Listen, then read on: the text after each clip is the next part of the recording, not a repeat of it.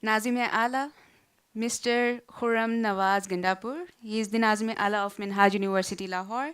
And our session chair, Dr. Muhammad Iskandar Shah, to present the souvenirs to the presenters in front of the stage.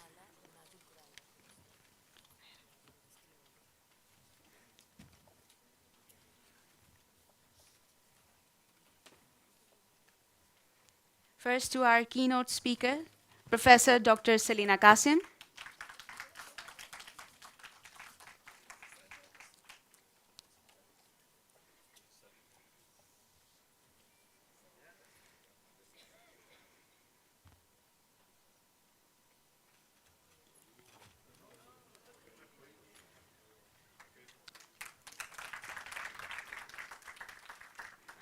Professor Dr. Amin Al-Haji Bala.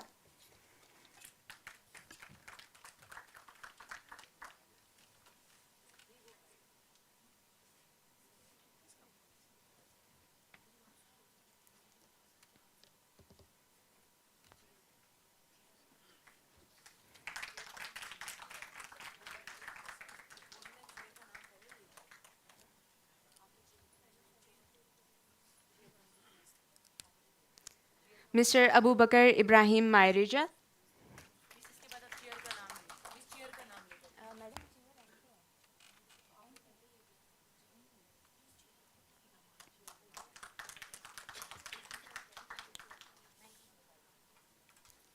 Mr. Manish Salisu. A round of applause, everyone.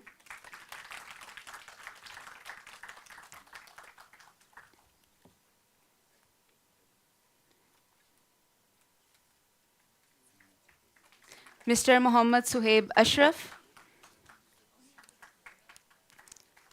A warm round of applause, everyone, please.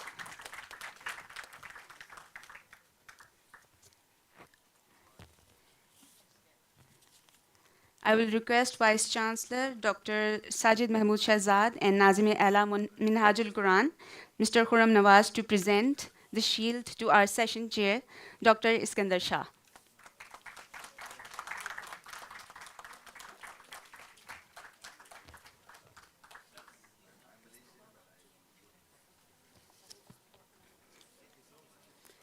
In the end, I guess it is my turn to receive my shield from the worthy Vice Chancellor.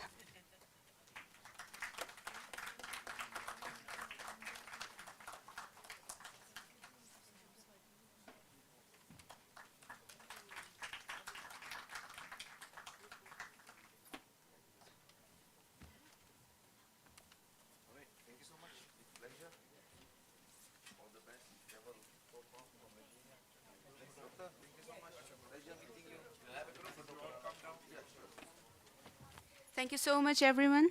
I will now request you all to move towards the main conference marquee. The tea will be served outside the marquee, so you will have to join after 11:45 a.m.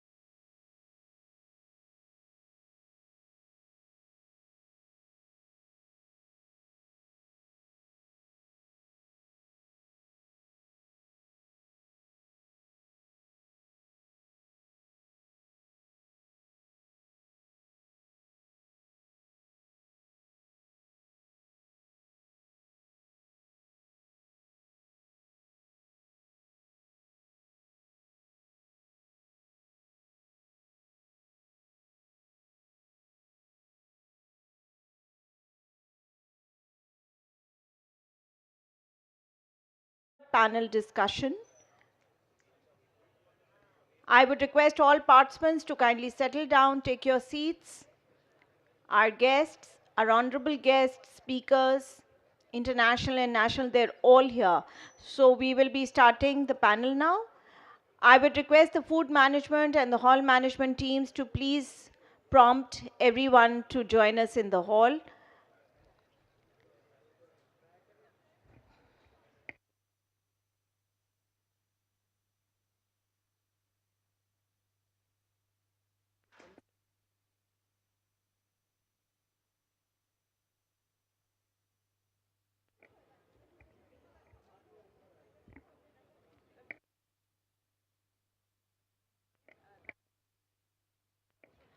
Bismillahirrahmanirrahim. Assalamu alaikum. Your Excellencies, distinguished guests, ladies and gentlemen, welcome to the plenary session of this international conference. We are about to embark on our third panel discussion, focusing on the development of Muslims' common Islamic social finance pool to address socio-economic problems, possibilities, and impediments. Moderating us through this exchange of ideas is Dr. Mughis Shokat, Senior Manager at the Accounting and Auditing Organization for Islamic Financial Institutions, IOFI, Bahrain. Sir, please join us on stage.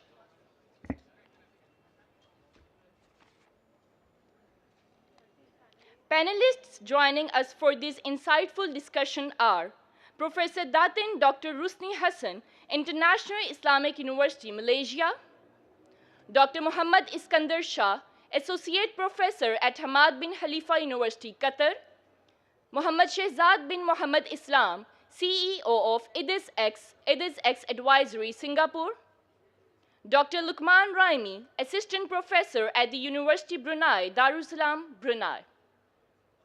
Now, I would like to hand over the session to Dr. Mughis Shokat.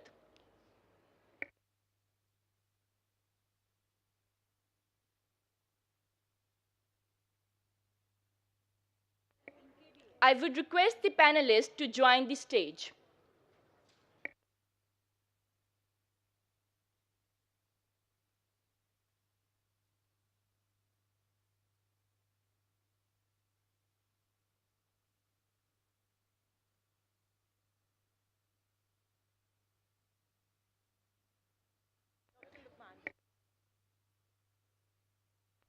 Now, I would like to hand over the session to Dr. Mughis Shokat. Over to you, sir.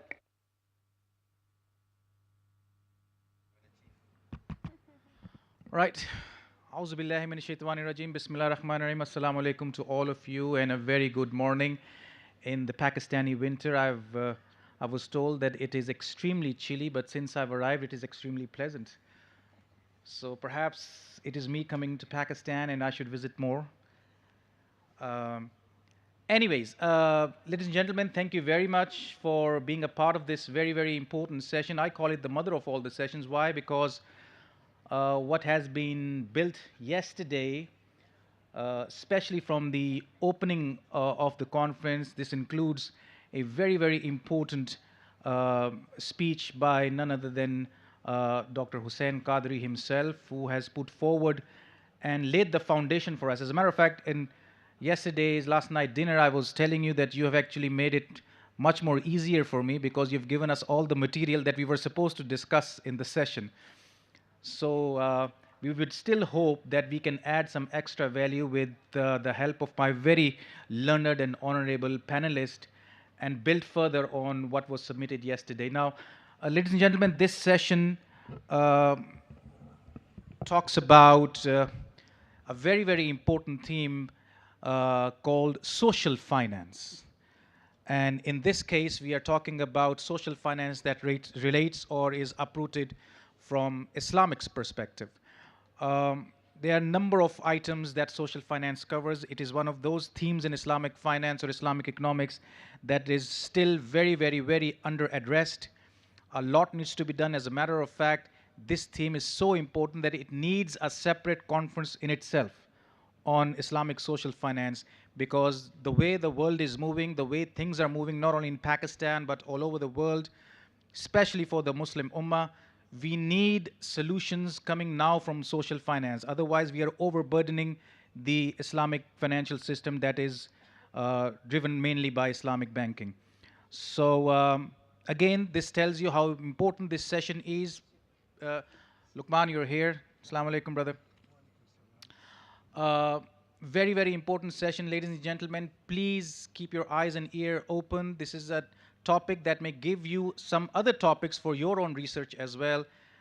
Huge room to play, huge room to maneuver. Listen to these very, very top class experts that Minhaj University has brought for you under one roof. It's a luxury, it's a massive luxury, so make the most of it. And let me now officially start the session. Um, Guys, of course, I have sent you some pointers. First of all, Assalamu alaikum. आप कैसे हैं? आप ठीक हैं? Prof. Rusni, Iskander, I mean, Iskander, how many times you've been in Pakistan? 17 and you have not learned Urdu? Come on. Prof. Rusni, आप कैसे हैं? I'm good. G. So G is a common answer for them. Okay. I mean, it's been 2 or 3 days, and you should have picked up some slang. Come on, come on. Okay.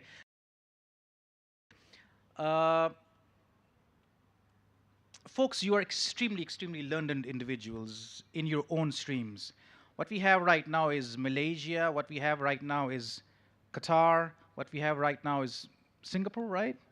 Yes. Singapore, yes. What we have right now is Africa. You have 3 continents, or 3 regions of the world gathered on one stage talking about this very, very important topic. Each of you is a master in its own field, leaders, pioneers, experienced individuals. I want to ask you, before I venture into the business end of this session, I want to ask you, what do you think are the 2 core problems that the Muslim countries are facing that necessitates the idea of having a common social finance pool?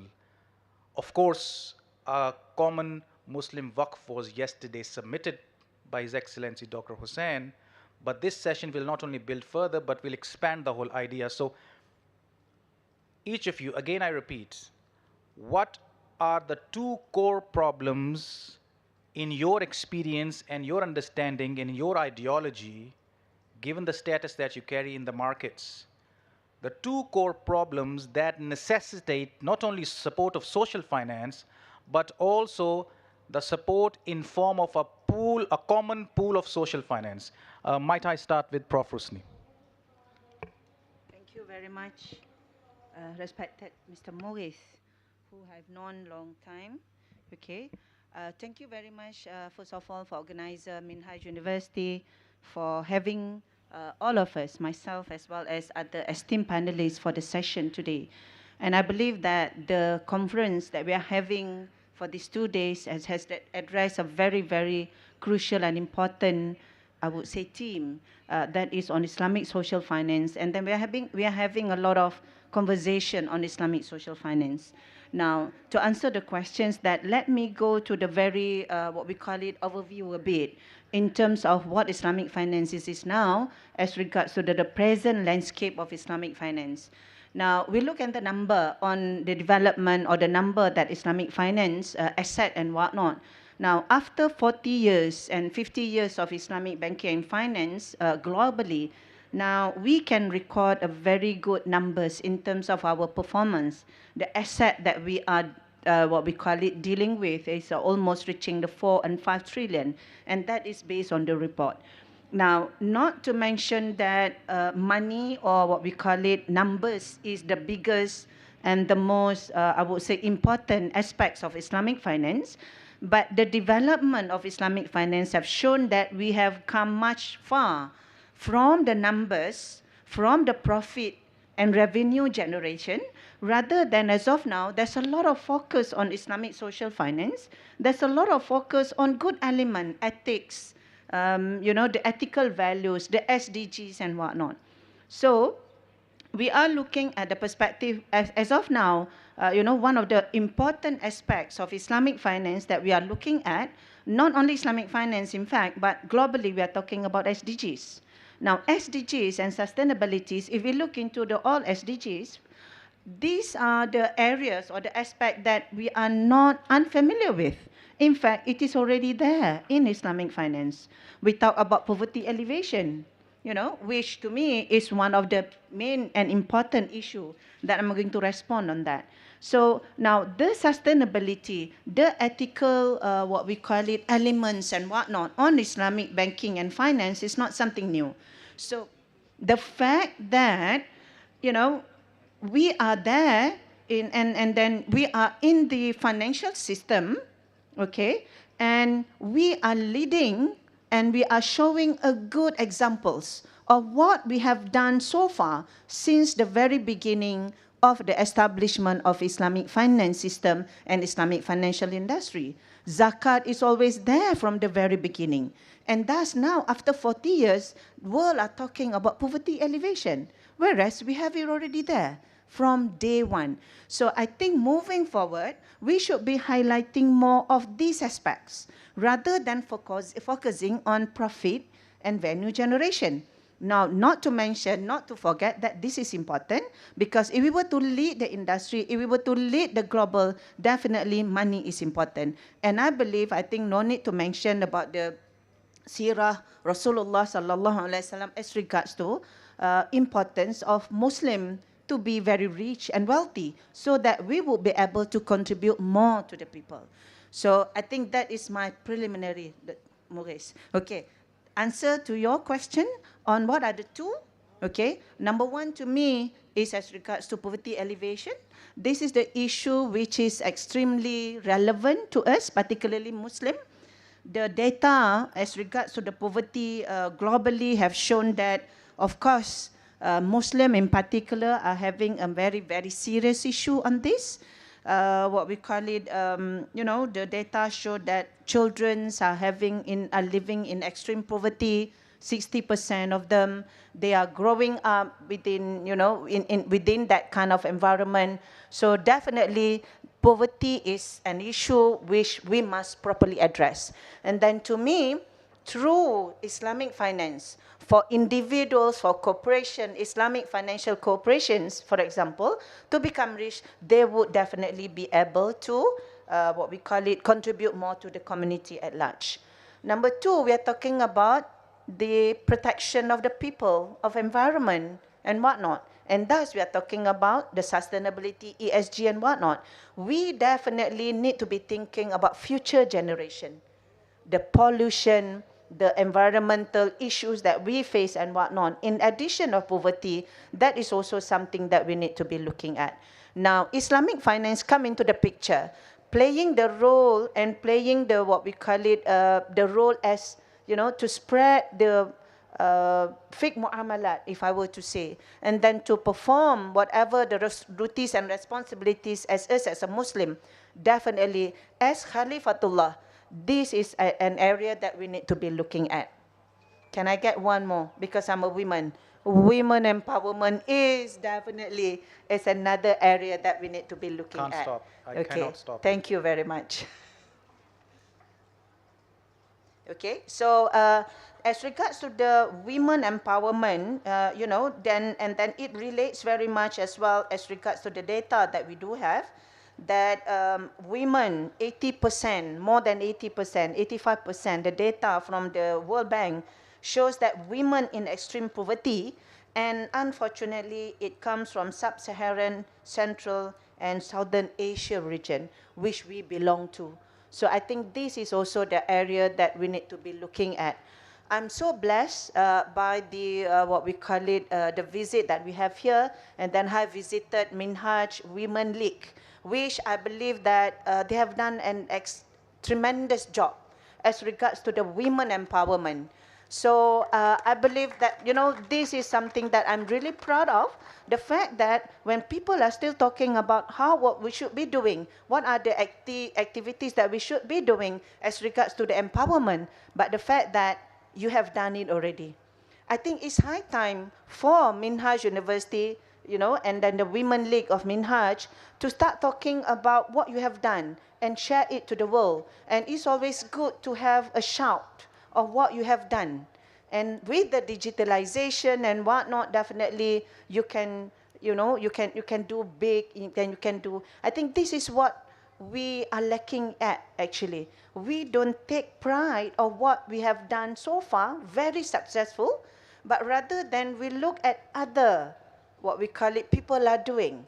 So why not, as of now, we start talking about the good things that what we have done, what Islamic finance have done, what Wakaf and Zakat have been doing so far, what are women empowerment activities that we are doing and continuously doing. And then we need to take the pride of that. And I believe we as a Muslim, we must have that kind of izzah. Of course, we need to differentiate between boasting, okay, because boasting, we are looking at talking big thing, but we are not doing things. But the fact that you have done that already. So I'm looking at, a very good potential moving forward for Minhaj in particular, being one of the component of Muslim and whatnot. And then we should be learning a lot. And then I believe, of course, our panel here from different part of the world, we should always be collaborating, engaging with one another. And again, as I mentioned, in my keynote yesterday, is that continue to have the engagement and having a continuous conversation about the good things that we are doing, about the prospective, the future, the positive future that we should be having shall always take place in our day-to-day, I would say, activities. Thank you very much. Prof. Rusni, this is like going back to your, it's like listening to your lectures. No wonder she has become the dean of a very, very important and prestigious entity, the International Islamic University in Malaysia, very fast. So she has all the potential. You can see how eloquent she was. Normally, when you talk about social finance for rescue, poverty alleviation is one common answer that you get everywhere. And it's true. There's nothing wrong about it. But the 2 points is an addition to my knowledge, Prof. Thank you very much, at least for oneself, that protection of generations and environment through social financial support, as well as an inbuilt protection in that for women. I think these are 2 new points for me to ponder upon how social finance can also play a vital role in that. This, I think, poverty alleviation is a common parlance. Everybody talks about it. But the necessity of a common pool of social finance for Muslim countries to address these 2 new items that the prolific professor has just submitted, I think this is, to me, is what is an extra necessity to create such a pool. So thank you very much for bringing that into attention, and I'll deliberate more on that. We have a new guest who have joined this esteemed panel, a very, honorable Baijan, kaisa hai aap? No Urdu again, but little bit Urdu coming in because... ठीक है. Yeah, I gave him the leverage because your son is studying in Islamabad. Yes, you're right. He speaks better Urdu than you. Yeah. Come on. Always son is better than his father. Chalo ji. So, I have to bring you in attention. First, Skandar, it was you, but since, Indonesia has joined on stage. Dr. Henry, we were just introducing each other. We were exchanging numbers, and I was thinking of involving you in some of my works-related project in IOFI. And this is very, very important because what she just built brings you directly into attention because you're doing some innovative work on Waqf in Indonesia and how you can, leverage the support of Waqf, which is a huge, huge tool for social finance in Islam. Again, to you, what 2 core problems do you think social finance can address, and why is it necessary to have a common pool of social finance? Yes, thank you. Badar Mugis Shaukat from IIF. I'm close to Isa Ansari as Secretary General of IIF because we discussed about the Sharia standard last 2 years. First of all, I would like to introduce myself. I am Dr. Henry Tanjung from Indonesia, Associate Professor in Islamic Economics, Ibn Khaldun University, Bogor, Indonesia. So same like this, the name of the building. So I came from Ibn Khaldun University to stay in the Ibn Khaldun block. So from Ibn Khaldun to Ibn Khaldun. And also I'm a member of Indonesian Wakaf Board, which is appointed by the President of Indonesia. So I am a big name in Wakaf in Indonesia. First of all, I would like to introduce you that our initiative in new instruments of Wakaf, it is called Cash Wakaf Link Sukuk, has been got first winner in the Islamic Development Bank last year. Please give applause to this one. And Islamic Development Bank give the novel financing mechanism wins 2023 Islamic Development Prize for impactful achievement in Islamic economics. That is in Wakaf. And this is the instrument that we Indonesians, Indonesian Wakaf Board, the finance of minister, call it Cash Wakaf Link Sukuk. This is the integration between commercial and social finance. You see? This is the beauty of Wakaf. When you talk about Wakaf, you can make so many innovation. Yesterday, our Honorable Professor Hussein talked about Muslim Common Wakaf, which is very important. And I hope this Muslim Common Wakaf can be implemented. I hope. We will discuss in the broader conference about Wakaf. And inshallah, today, this year, we have Global Wakaf Conference in Indonesia, 2024. I would like to invite Professor Hussein to disseminate his thinking about Wakaf in Indonesia, because this Global Wakaf Conference will be attended by at least 60 countries in the world. So this is a big Global Wakaf Conference in the world. And if we talk about Cash Wakaf Link Sukuk, it is not only for how to combine between commercial and social finance, but it also helpful to sustainable development goals. Because some of our friends in Indonesia, they establish Cash Wakaf Link Sukuk to finance marine sustainable goals. So this is very important. And not only that, Indonesia has an initiative to launch Wakaf Core Principles. We call it Wakaf Core Principles. This is international document, initiative from Bank Sentral of Indonesia and Indonesian Wakaf Board. And this document has been launched in the annual meeting of World Bank. You see? The document of Wakaf launched in annual meeting of World Bank on 2018. So how Wakaf can across globe? Because Wakaf for humanity. Muslim, non-Muslim can pay Wakaf. And the beneficial also can be Muslim, can be non-Muslim. So if we talk about Wakaf, this is global issue. And Alhamdulillah, yesterday I talked about the Sharia governance of Wakaf management. That is research conducted by Indonesian Wakaf Board, which is funded by Central Bank of Indonesia. You see, that's why I said I could not open all these result of research, because this is expensive research because funded by Central Bank of Indonesia. What I mean is, what I am saying is, Wakaf, especially Muslim Common Wakaf, will become world initiative for the world instrument to combat all problems of our financial problem.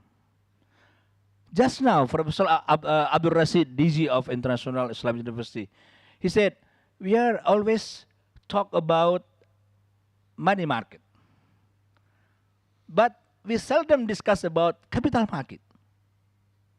You see, when we discuss about capital market, we come to sukuk. And then when we come to sukuk, what else can be combined with the sukuk? That is cash wakaf. So, I mean, this is some innovative, some innovation that we can do for this ummah. And regarding the questions of Brother Mugi Saukat, what is the problem of a wakaf? The problem of the wakaf is the management. If we have like Muslim common wakaf, it should be professional, like Professor Hussein said. Should be professional, should be transparent, should be accountable. So this is the main problem of wakaf. That's why Central Bank of Indonesia asked Indonesian Wakaf Board to build some technical notes of Sharia governance, of good governance, etc. for the wakaf management. I would like to know you that Indonesia now has 400,000 Nazirs, whole country, whole region. 400,000 Nazirs, around 100,000 organizations, because 300,000 they are still individual Nazirs. And those Nazirs managed by Indonesian Wakaf Board. So can you imagine what's our responsibility to build or to establish or to improve the wakaf management in Indonesia? I think that's all. Maybe we can discuss later on. Thank you. Assalamualaikum warahmatullahi wabarakatuh. Thank you very much, Prof. Henry. And again, beautifully put what Indonesia and yourself are doing in Waqf utilization. And I tell you something, it is very, or in Urdu we call it zakat, used to be the main torchbearer of, being utilized as one major tool of social finance. But Waqf is gaining attention very, very fast, in a very rapid way. And what you are doing in Indonesia in a very innovative way is one prime example of that. I must tell you another thing that Waqf is doing. First of all, although this session is not a Waqf dominated or focused session, it's a social finance focused session, Waqf being part of the social finance and a prominent one too, and we've been discussing this in different shapes and forms since yesterday. But since you've just started Waqf and Indonesia itself, I'm trying to share Indonesia. Globally speaking, it is very rare to have any country that has a legitimate data on what is the total value of Waqf in that country. This is something that is hugely missing, including Pakistan. All the Muslim countries, it's a very rare phenomena where a Muslim country robustly tells you that we know the exact amount and value of Waqf in our society. It's so vast, it's so immeasurable as of now. It means you can judge that potentials are so huge. So this is one issue, the first basic issue of, before you go on utilizing Waqf and talking about it or getting funky and innovative about the utilization, you must first assess, in my country, what is the size of total Waqf? Is it totally being recorded appropriately? And then the second data point that should be, what has been the maximum utilization? Believe you me, in Indonesia, and you'll back me up on this, 65% of the Waqf land in this case is all mosques. Now, I'm not saying using a Waqf land for mosque is not right, it is good, but this is a very monotonic utilization of an institution of social finance that has so much to offer and so much potential. Cash Waqf is a recent phenomena. Service Waqf is another phenomenon. As a matter of fact, again, it's not a Waqf focus session, but I'm just using Waqf as an example how social finance is for the rescue. In Oman, and Prof. Hussain, you were there last March when Oman launched the most innovative current Waqf utilization. They call it the Ghairat Fund, where like Sukuk, you were talking about just now capital market.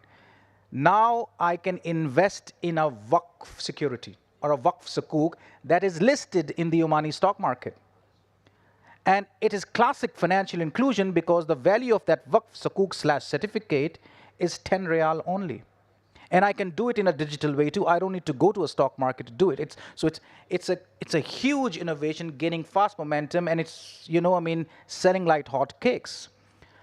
So this is the power of social finance, which Islamic banking cannot deliver, which Sukuk, which is another second darling of Islamic finance, is yet to deliver. Of course, it can support it, but again, I'm alerting you, it's so under-addressed, the social finance spectrum of Islamic finance, and it has so many solutions to offer, including the solutions that your good self has submitted, Prof, that this session is not enough to capture the whole value proposition, but the panelists will try best over here. Skandar, coming to you, now based in Qatar, mashallah.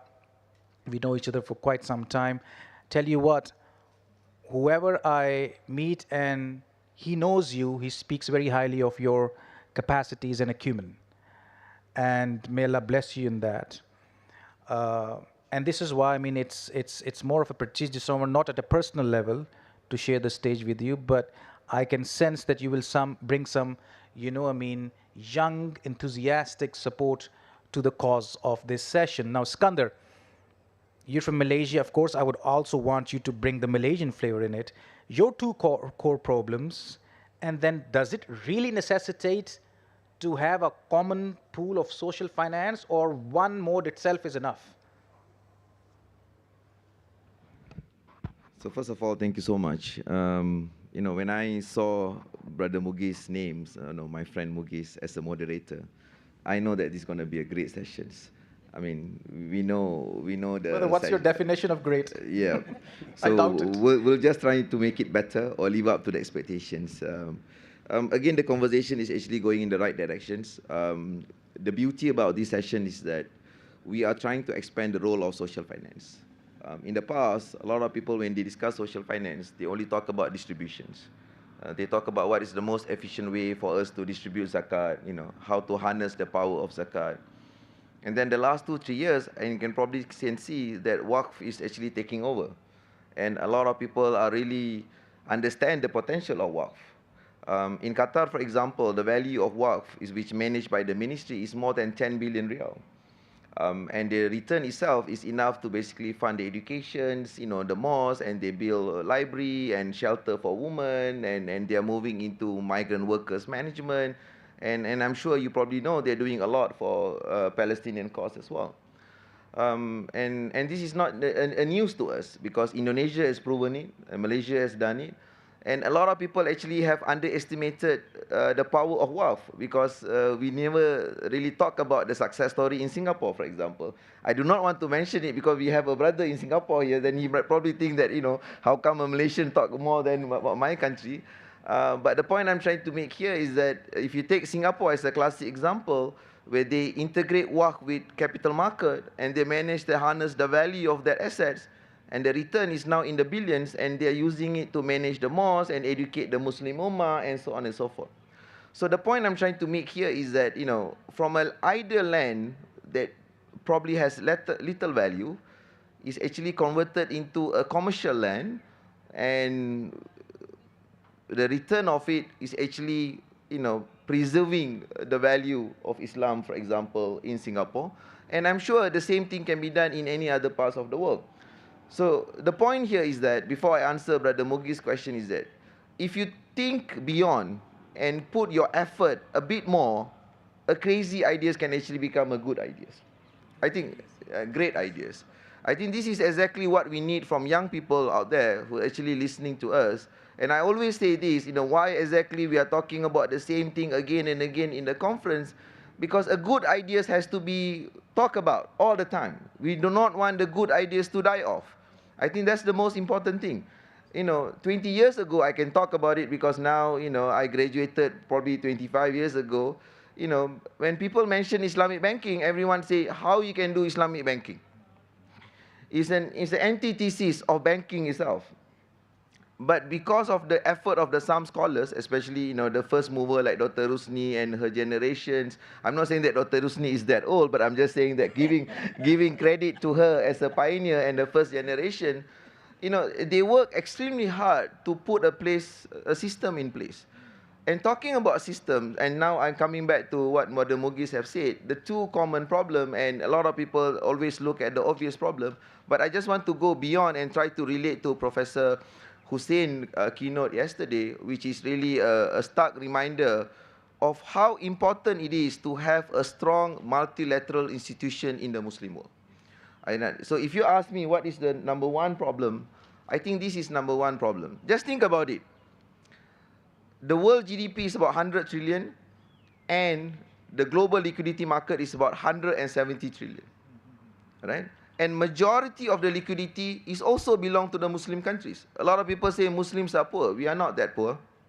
We are quite rich. Indonesia economy is more than 1.5 trillion US dollar. Pakistan is 400 billion.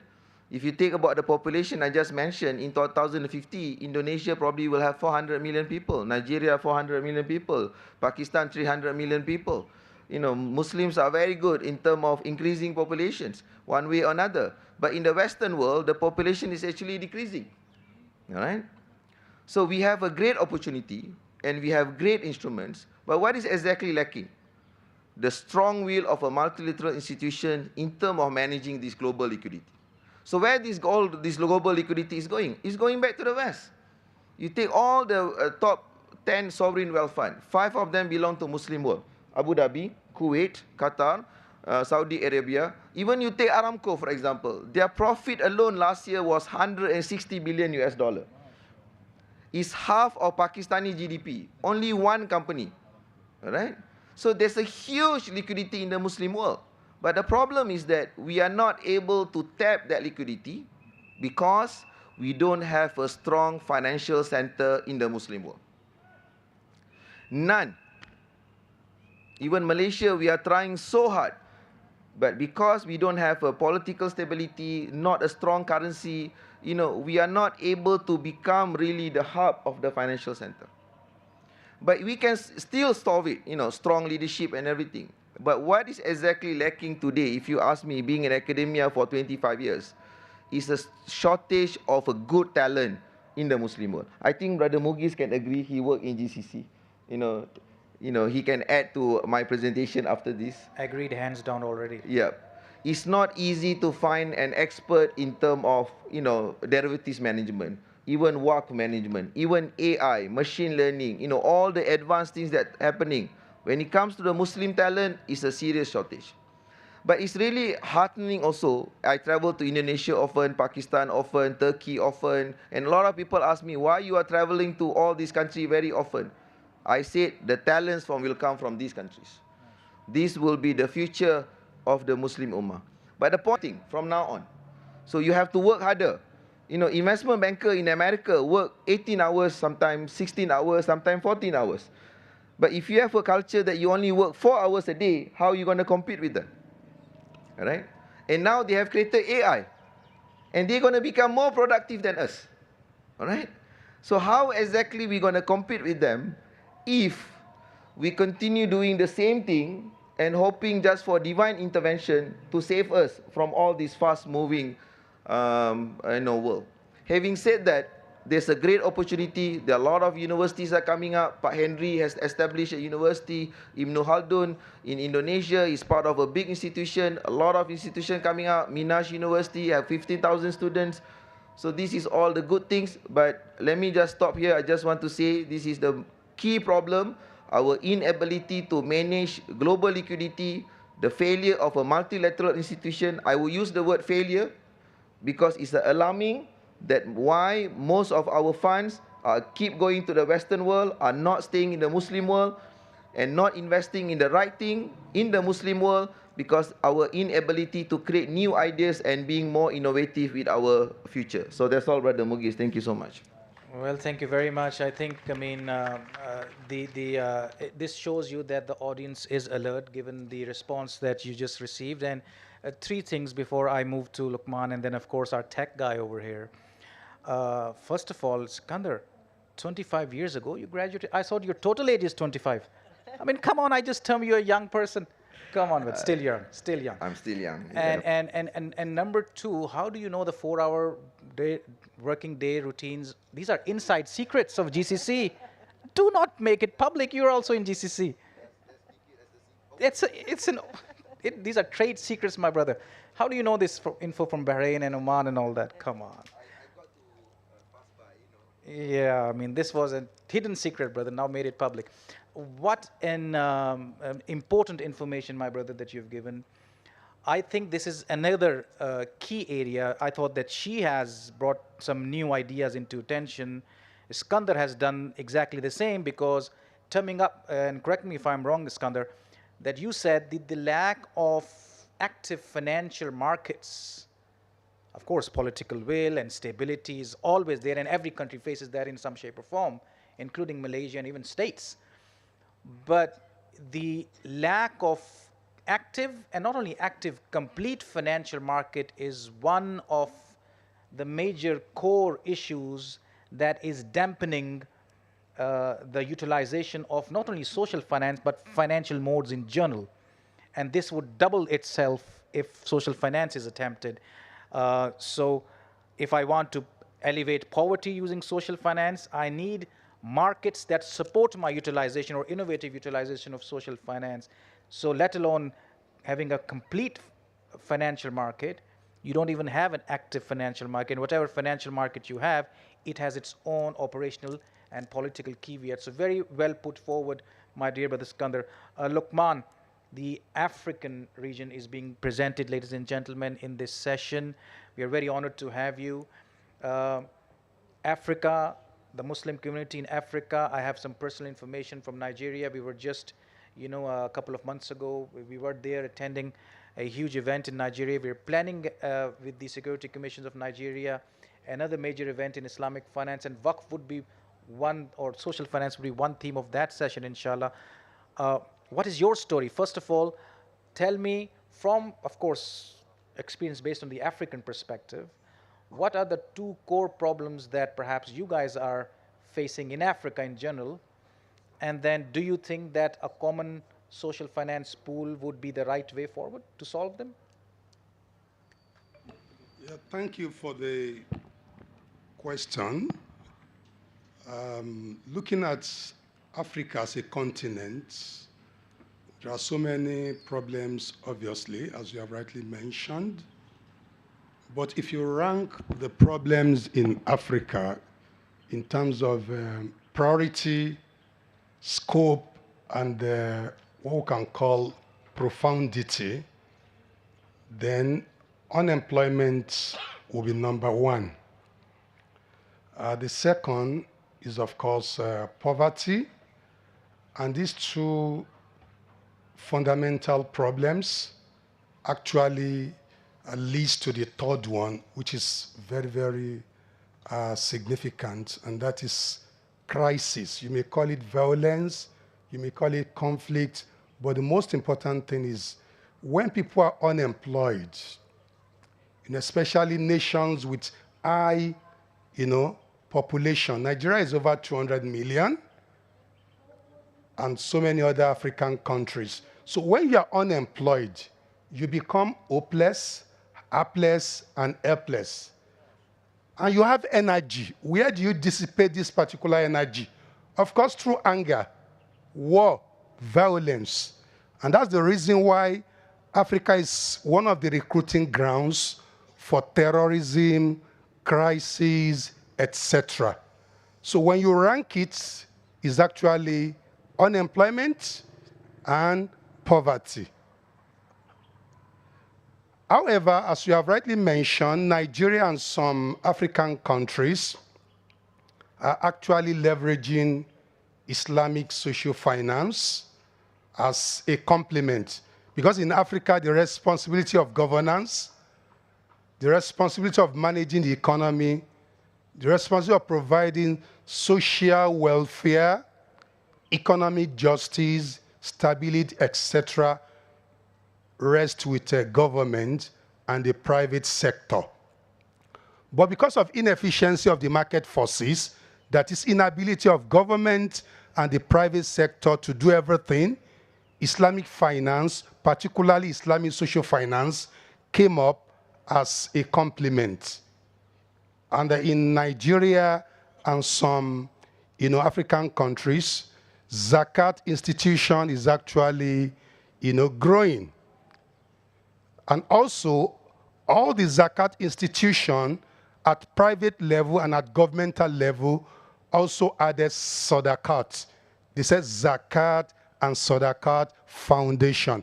Because Zakat is, of course, very, very rigid in terms of collection, computation, disbursement, and so on and so forth. But Sadaqat is, of course, very flexible. So most bodies in Nigeria actually pull zakat and sadaqat. Wherever they cannot give zakat, maybe to non-Muslim, who is in need, who is hopeless, who is helpless, they give sadaqat. So the third one, which is also very promising, is the Waqf. In fact, in Nigeria, a number of institutions in the north and also in the southwest have Awqaf, that is the endowment foundation. And they are actually looking at 3 areas, to dedicate assets, because it's discretionary.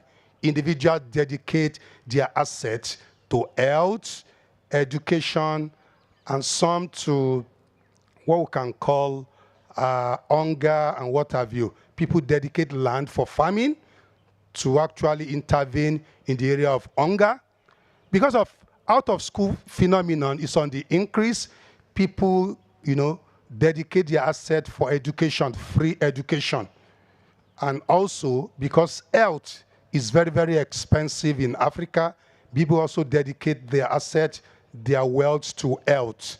So these 3 pool of instruments are actually promising in Africa with specific reference to Nigeria. I thought I would be asked to talk on Brunei because that is where I am currently. Maybe subsequently I will talk about Brunei. Thank you.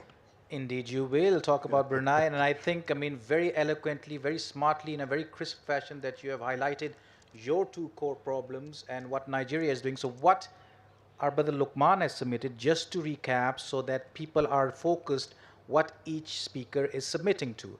Now for Prof. Rusni, the 2 problems were poverty alleviation and protection of generations, special focus on women.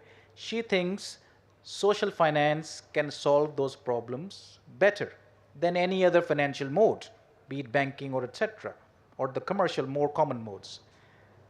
Dr. Henry then submitted us the Indonesian version of how they are using social finance with Waqf as main attention to alleviate their focal points. Iskander then submitted his core problem, and he said to him the problem is only one that is hindering not only other financial mode, but it will double hinder the application of social finance. He said the lack of active financial market in Muslim countries, despite having a huge chunk of global liquidity, is one of the common problems that will hinder the utilization of social finance, be it Waqf. Luqman then submitted his 2 core problems. What were his core problems? He said unemployment and poverty alleviation. Correct. And of course, unemployment then leads to a number of other subcategories of problems. Exactly. So we have poverty alleviation and protection of environment and generations with focus on women. We have right now lack of proper active financial market is one of the major reasons or core problems that needs to be addressed. And then we have unemployment and poverty alleviation, again from African perspective, that we have to address. And all 3 these 4 gentlemen have submitted, or one lady has submitted, that social finance perhaps could offer some reliable and much more potent support. Now this brings me to Ahmad or Muhammad. It's the same thing. Come on. So Ahmad, you're the tech guy. Great job that you're doing in Singapore. You've just heard these prestigious speakers, what are their core 2 problems, and how they think a social finance or a pool of common social finance perhaps is a preliminary. We'll go into detail in the second round. There is a second round, ladies and gentlemen. So what are your two common problems?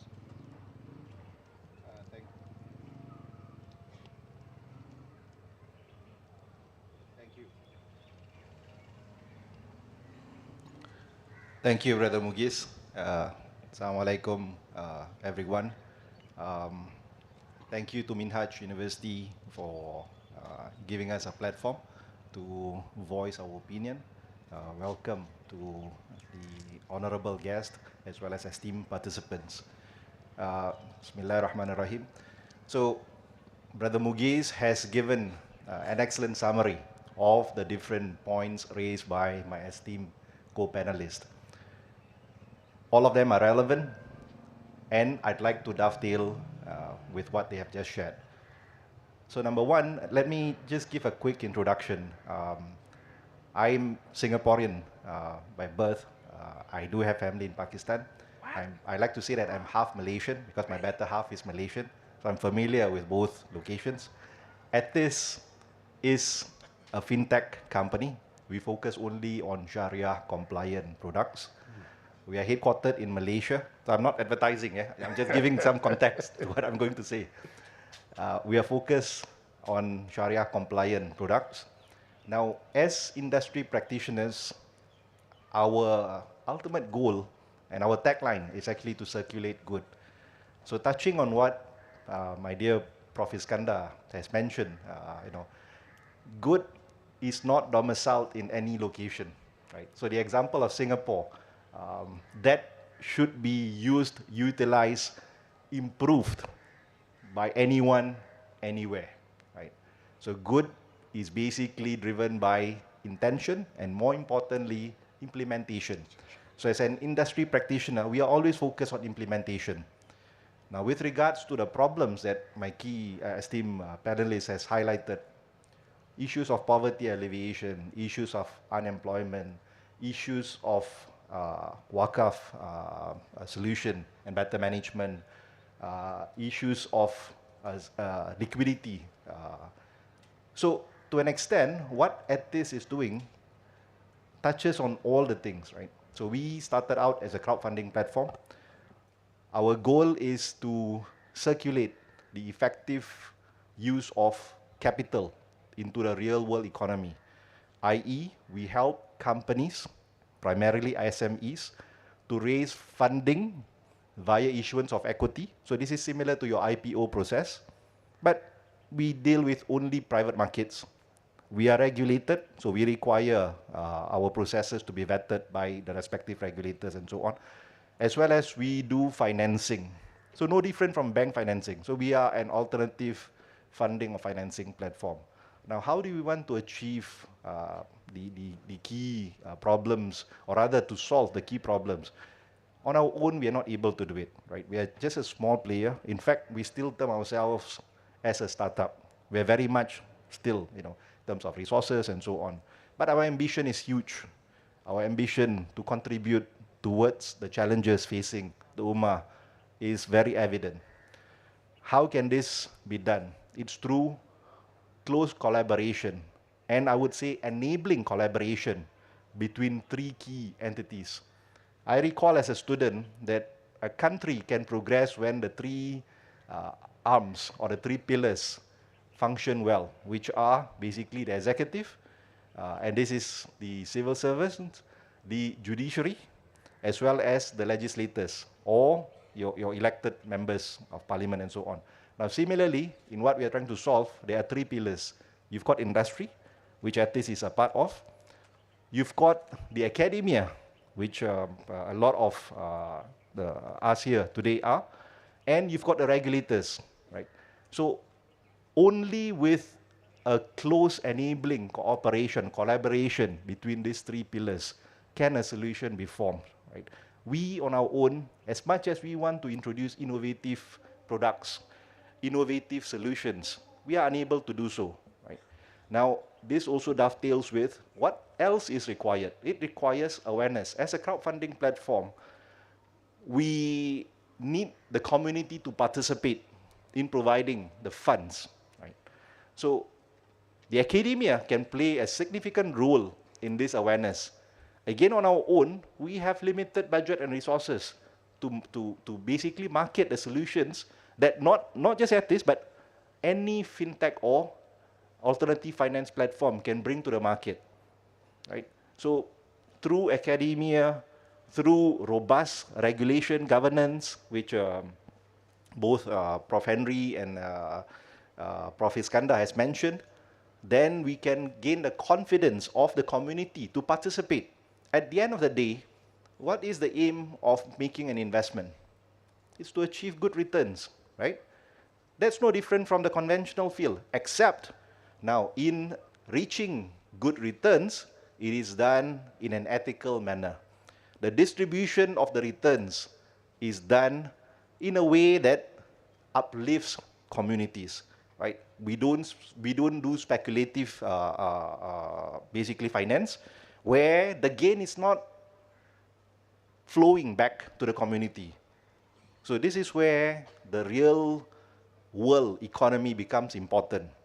Once you have thriving SMEs, issues of poverty alleviation, issues of unemployment can be more effectively addressed. What I'd like to highlight, Brother Mugis mentioned I'm the tech guy. So I always claim that I'm the least knowledgeable in terms of tech. I'm an engineer by education who chanced on investments later on. I started out in engineering, I then moved into investments, and now moving into fintech. So I'm not a tech person by design, I guess. But I like to use tech to find solutions, right? So one of the solutions that we are exploring in collaboration with other industry partners is the use of DAO tokens. Now, what are DAO tokens? DAO stands for Digital Autonomous Organizations, right? You've heard of Bitcoins, you've heard of cryptos, tokens, NFTs, and so on.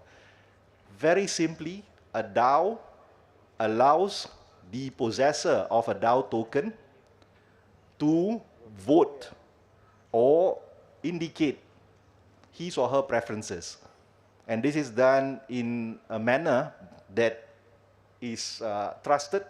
So it deals with blockchain and so on, so smart contracts and so on. Imagine where you are able to dictate when you contribute your zakat, right? So there are eligible recipients, right? One of the 8.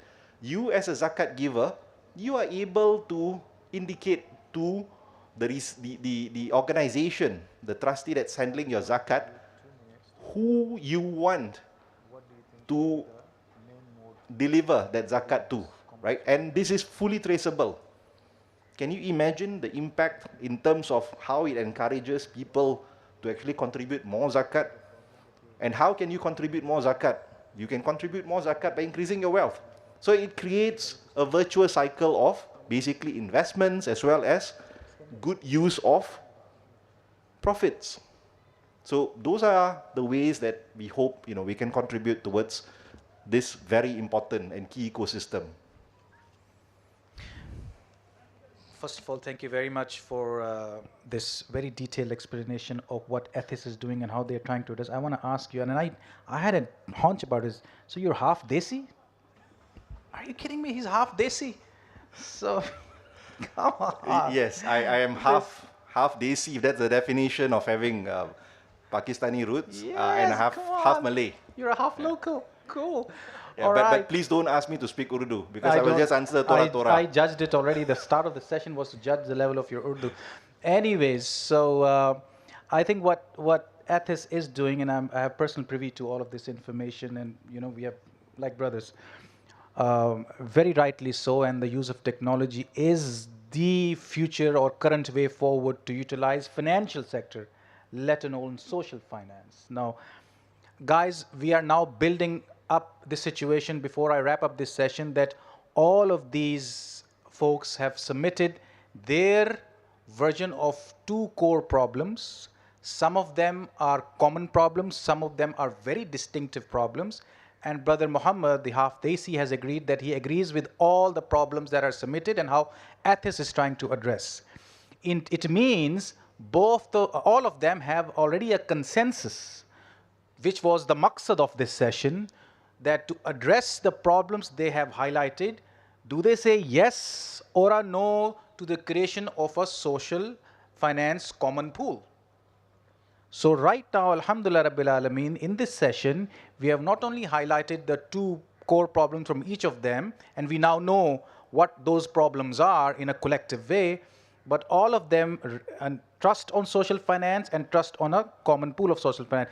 In 1.5 minutes for each, what do you think should lead, what mode, as a matter of fact, do you think should lead the common social finance pool to address this problem? Prof. Rusni.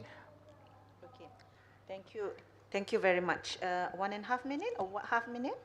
Okay, just to wrap it up, actually, there are 3 keywords that I have here throughout listening to our esteemed scholars here. Number 1 is that, we have a common issues, that these issues that can be further, what we call it, we can resolve it through education, through ta'awun. And it is rightly, the Quran talking about وَتَعَاوَنُوا عَلَى الْبِرِّ وَالتَّقْوَى. So I think this is the true spirit that we are here today. We are gathering all the good minds for us to be talking about, what are the common problems. Then most importantly is that the way forward for us to resolve that particular issues. Don't expect the resolution or the solution to come tomorrow or the day after tomorrow, but it will definitely take time. Islamic finance starting 40, 50 years back. Islamic social finance is, I think, less than 10 years when we are talking about it. But the fact that to me, Islamic social finance is well embedded in the Islamic finance itself. So actually, this is not something new. So to me, ta'awun is very important. Education and awareness is very important. And I, would say that actually on the point that Maurice mentioned, that yes, I strongly support the idea of having a common pool of the Islamic social finance pool as proposed by in the keynote by Prof. Hussein, which is timely for us to be doing it, because all of us have the similar and common, I would say, pool, instruments and whatnot. But we need to be talking more to one another, listening to one another. And most importantly, is for us to find common. Where are the common area that we can work and collaborate? I think this is very, very important. And my last point, I believe that on the questions that who and which country who should lead this initiative. Now, I have the opportunity to browse through the GIFR report in our bag last night, GIFR report.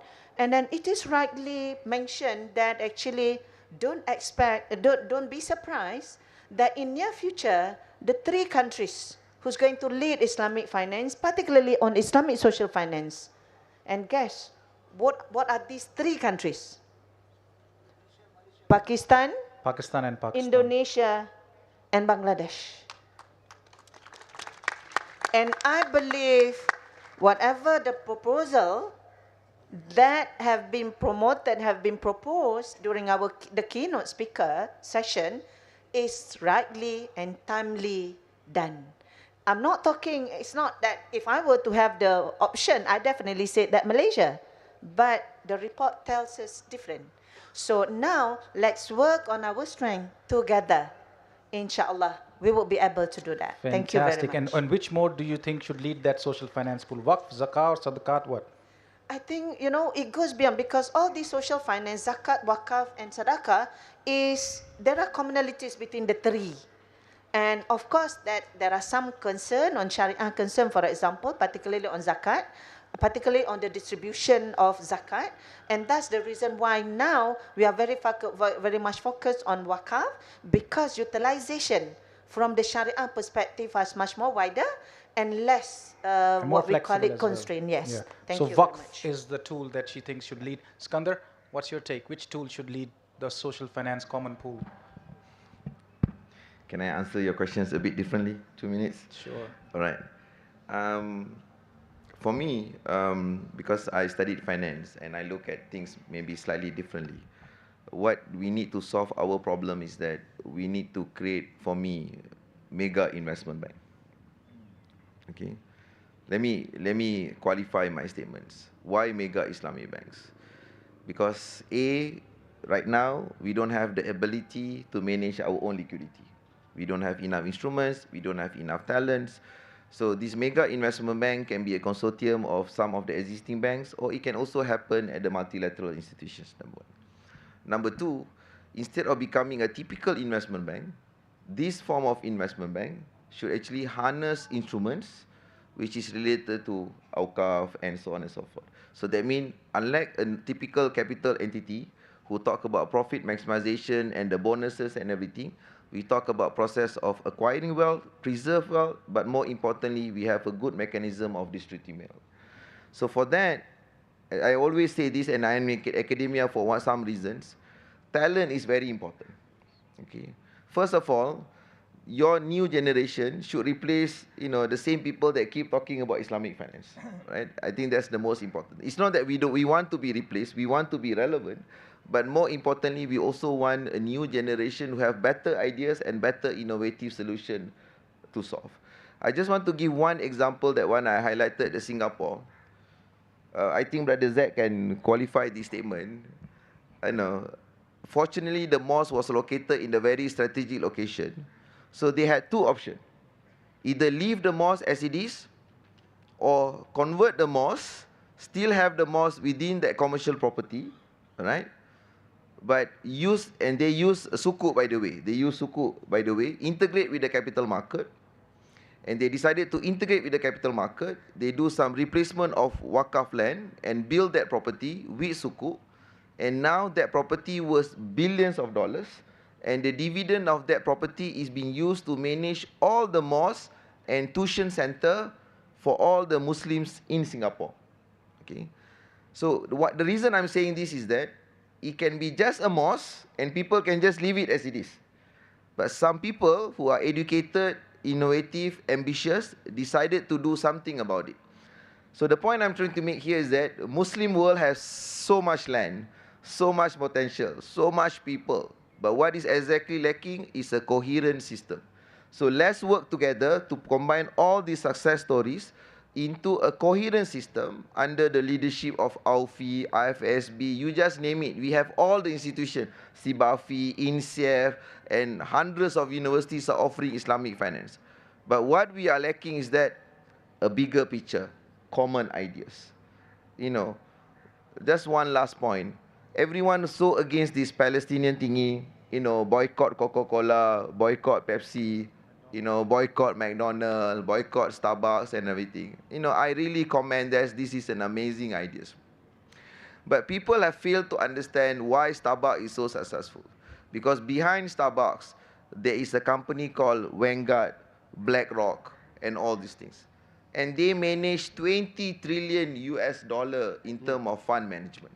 So you can have the best coffee in the world, but if there is no funder behind you, your idea will not go forward. But trust me, some of the coffee are much better than Starbucks. I think everyone can agree with that. Right?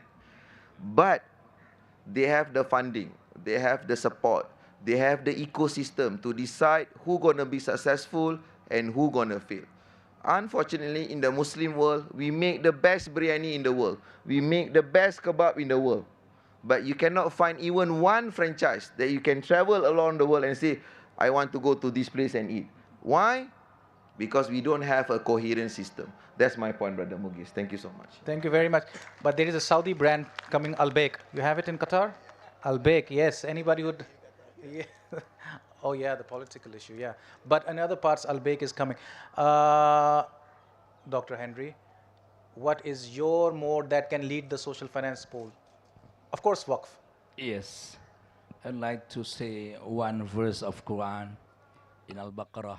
أعوذ بالله من الشيطان الرجيم يمحق الله الربا ويربي الصدقات. This is straightforward to the solution of riba. Does it mean sadaqat? In one hadith, إذا مات ابن الآدم إن قطع عمله إلا من ثلاث. First one is sadaqatin jariyatin. This is the best one of the sadaqats. What does it mean? It means waqaf. Professor Hussein has explained all the things about waqaf in the ancient era until now.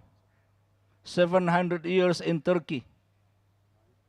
Last 2 months, I went to Turkey for Global Waqaf Conference. 600 years economics of Turkey because of cash waqaf. Why not? Now, we are going to establish again cash waqaf. For example, in education, Stanford University, Harvard University, they have endowment fund more than $10 million. What does it mean? This is waqaf, cash waqaf, but they call it endowment fund. They don't want to call it waqaf. Same thing, we as educators, we can establish waqaf fund, cash waqaf for the establishment of the education system, to maintain all the operation of education system. So what I'm saying is, Allah give the solution of riba. This is very straight in the Quran, Al-Baqarah. Now our homework is how we establish this institution. That's why, inshallah, in the Global Waqaf Conference this year in Indonesia, I will invite you all to share the idea and to listen to the other part of our countries, how we establish about Waqaf. I think that's all. Thank you. Thank you very much, and thank you for an open invitation. Guys, anybody wants to visit Indonesia, he said, all of you are invited. So, Brother Luqman, what's your take? Which instrument should lead the pool? Yeah, to me, the best instrument to lead the poverty situation in Africa with specific reference to Nigeria is, of course, zakat. Sadaqat work should complement for 3 reasons.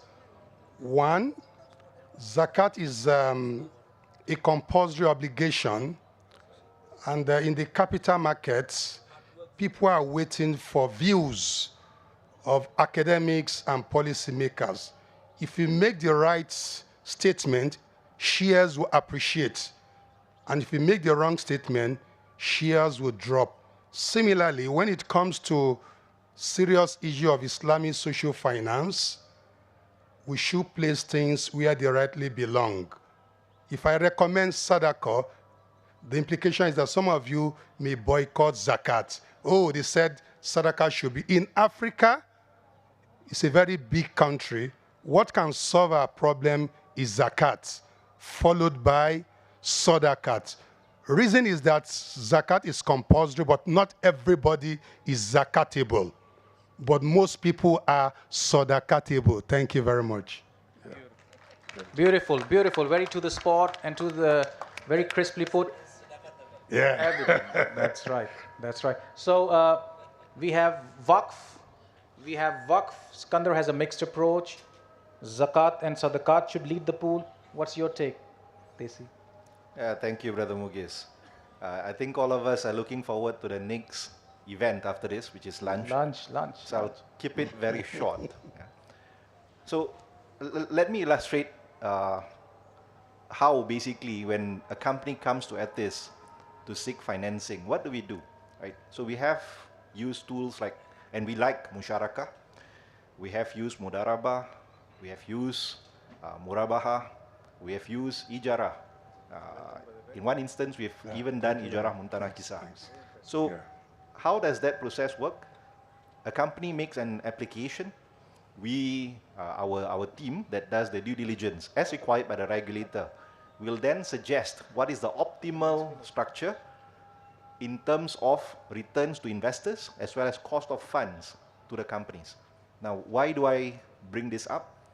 Similarly, I do not advocate for any particular product or instrument, primarily because of, I guess, my lack of knowledge. I'm not, formally trained in Islamic finance, but I think it should take an approach where you have a team that's qualified, who assesses what is the actual need and the optimal way to address this need.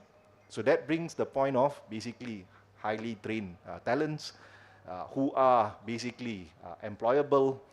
That brings the issue of a robust system that they can follow and so on and so forth. One last parting comment, Brother Mugis, if you allow me.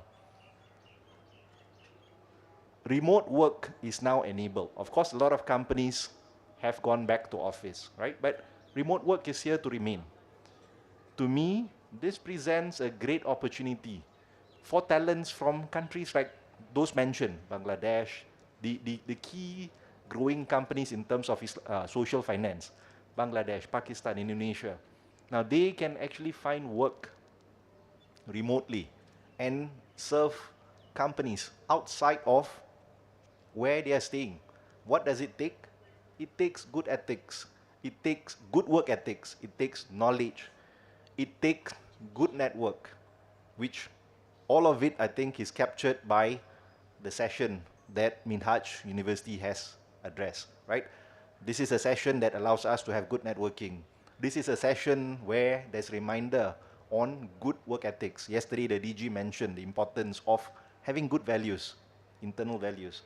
This is the session that reminds us of the importance of knowledge and implementation. So with that, yeah, I pass. Well, thank you very much, brother, and it was equally well presented. Thank you very much to all the panelists.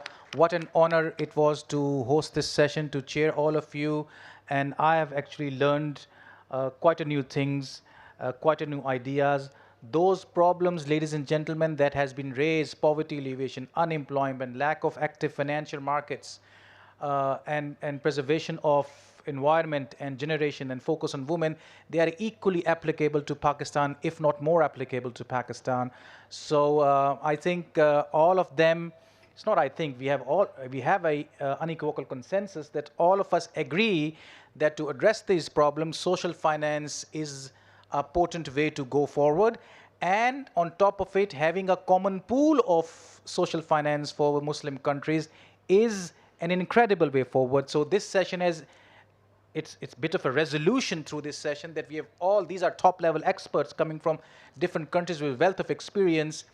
So this session, the resolutions are the following. We agree that there are core problems, they are common to Muslim world. We agree that social finance is the way forward and a common pool of social finance should be created. And we also agree that one of the extra tools, the corollary tools to achieve the maqasid through that common pool of social finance is talent development. This brings it as another area of attention to perhaps likes of Minhaj University, who can offer a program that is just meant for social finance. A degree or a diploma on Islamic social finance can be the way forward to address the talent development. I thank you all. I believe that the outcome of this session, which I've termed as a resolution to create that social common finance pool, which is very much in line with your presentation yesterday, Dr. Hussain, should be put in the closing communique of the conference. We've heard what SECP has said. We've heard what these beautiful people have said. I think we are all in consensus. We are there to support. If Minhaj can at least locally take this initiative forward, and sky is the limit then. So thank you very much, ladies and gentlemen. Thank you for your patience. I hope you learned before the session and now post the session, you have seen the value addition in your knowledge and hikmah, especially regarding social finance. And I thank you for your patience, and Salamat Datang ke Pakistan. Thank you. Thank you.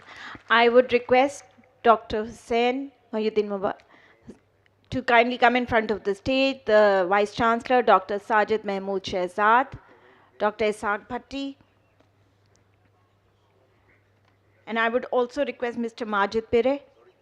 Sir, please come in front of the stage for the distribution and the awarding of the shields. And the Nazme Ala Saab, Khurram Nawaz Gandapur Saab, kindly come in front of the stage. We are now awarding the shields, and after this we have the prayer and lunch break. The first to be awarded the shield is Professor Datin Dr. Rusni Hassan. If you could kindly come in front of the stage. A round of applause by the audience, please. Kindly receive your shield, sorry. And then I would request Dr. Maurice Shaukat. Sir, the moderator, I think this session was very well moderated. A round of applause. Thank you, sir. And we had conclusive information on the distribution of the wealth.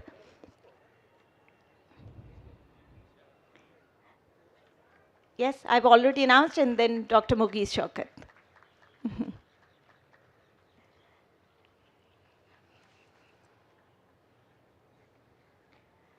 Dr. Mohammed Iskandar, please, if you could kindly come forward. Dr. Mughis Shaukat is receiving his shield now.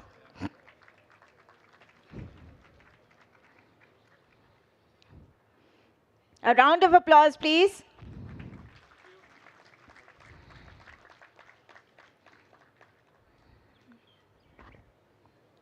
Dr. Mohammed Iskandar, please, could you come forward and receive your shield of appreciation? Thank you for being here.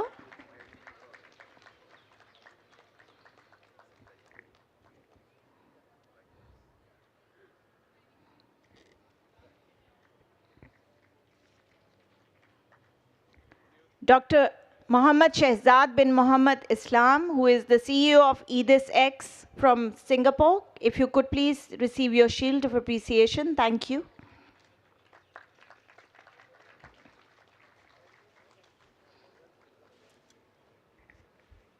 Thank you, sir.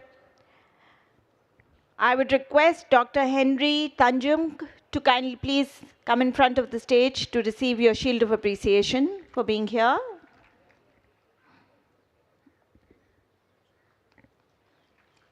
A round of applause. And Dr. Lukman Raimi. He is the assistant professor at the University of Brunei, Dar es Salaam, Brunei. Thank you. A round of applause.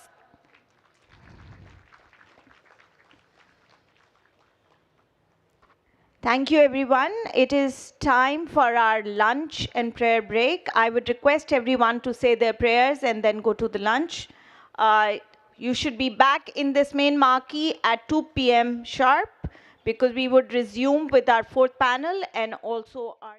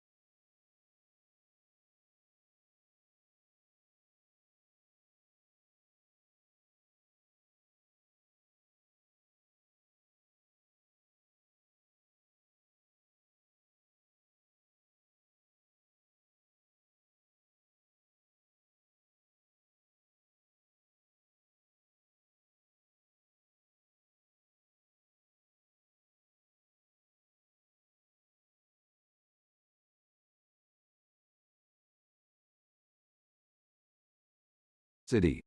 Check your inbox or spam folder to download a processing fee challan. You can pay your processing fee challan in any branch of Mizan Bank, or you can pay online through Finja app. After submitting processing fee challan, you have to upload receipt of your processing fee challan. Declaration and undertaking page appears in front of you. Read it carefully, and then check the I am agree box and click on Submit button. After that, your form submission is successful. We will review your submitted application, verify your documents, and notify test, interview date, if any. Fee challan will be issued via email. Please check your email ID for fee challan. Instruction for fee voucher and payment process. After application accepted, you will be received fee voucher and payment details via registered email, SMS and MUL profile. Deposit your fee through Mizan Bank Limited from all over Pakistan or Finja through any of mobile banking app, mobile wallets. Easy Paisa through Finja. For immediate update of fee status. After fee paid, upload your paid fee voucher picture on your MUL portal and send email the voucher picture to admission@mul.edu.pk. Minhaj University, Lahore. Inspiring tomorrow's leader. ढूंढे उकाबी निगाहें मंजिल का निशान मुस्तकबिल पे हो नजर इल्म का जहान Minhaj university discover your wings admissions open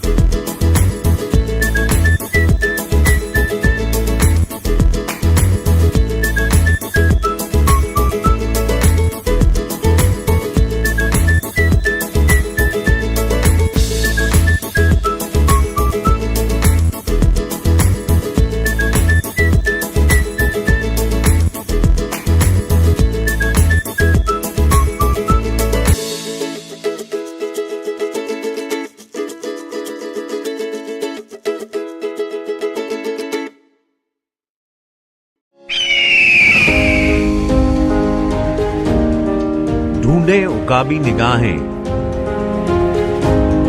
मंजिल का निशान मुस्तकबिल पे हो नजर इल्म का जहान इरादे हों पुरजोश, वलवले जवान, भरो ऊंची उड़ान। Minhaj university, discover your wings. Admissions open. Instructions for filling online admission form and payment process. Please visit University official website www.mul.edu.pk and click on Online Admission button, or directly open online admission website www.admission.mul.edu.pk. Step number 1. Click on Create Account button. A form appears on your window screen like this. Fill the information carefully. Your full name, contact number, your functional email address, gender, postal address, city. If you are an old student of Minhaj University, then click on Yes and provide us your registration number. After filling all the marked fields such as timing, program, source of information, and security code, please click on Apply Now button. An email will receive you by Minhaj University. Check your inbox or spam folder for login password. Then go back to the Minhaj University official website and log in the profile by your using registered email and password. A page appears on your screen like this, where you have to provide your personal information, education details and scanned educational documents. Fill the complete information. Select degree program. Upload picture with blue or white background. Upload CNIC, B form pic. Make sure that your picture and CNIC, B form size is not more than 1 MB. After providing all your details, please click on Save and Next button. Click on Education Record tab and fill the complete information carefully. After filling all your education history, click on Save Record button. A window appears on your screen like this, where you have to upload your scanned educational documents. Make sure file size should be less than 1 MB. When you upload all your scanned educational documents, click on Step 4 and pay your admission processing fee challan for further processing. For the processing fee, print your challan or an email will receive you by Minhaj University. Check your inbox or spam folder to download a processing fee challan. You can pay your processing fee challan in any branch of Mizan Bank, or you can pay online through Finja app. After submitting processing fee challan, you have to upload receipt of your processing fee challan. Declaration and undertaking page appears in front of you. Read it carefully, and then check the I am agree box and click on Submit button. After that, your form submission is successful. We will review your submitted application, verify your documents, and notify test, interview date, if any. Fee challan will be issued via email. Please check your email ID for fee challan. Instruction for fee voucher and payment process. After application accepted, you will be received fee voucher and payment details via registered email, SMS and MUL profile. Deposit your fee through Mizan Bank Limited from all over Pakistan or Finja through any of mobile banking app, mobile wallets. Easy Paisa through Finja. For immediate update of fee status. After fee paid, upload your paid fee voucher picture on your MUL portal and send email the voucher picture to admission@mul.edu.pk. Minhaj University, Lahore. Inspiring tomorrow's leader. ढूंढे उकाबी निगाहें, मंजिल का निशान, मुस्तकबिल पे हो नजर, इल्म का जहान. Minhaj university, discover your wings. Admissions open.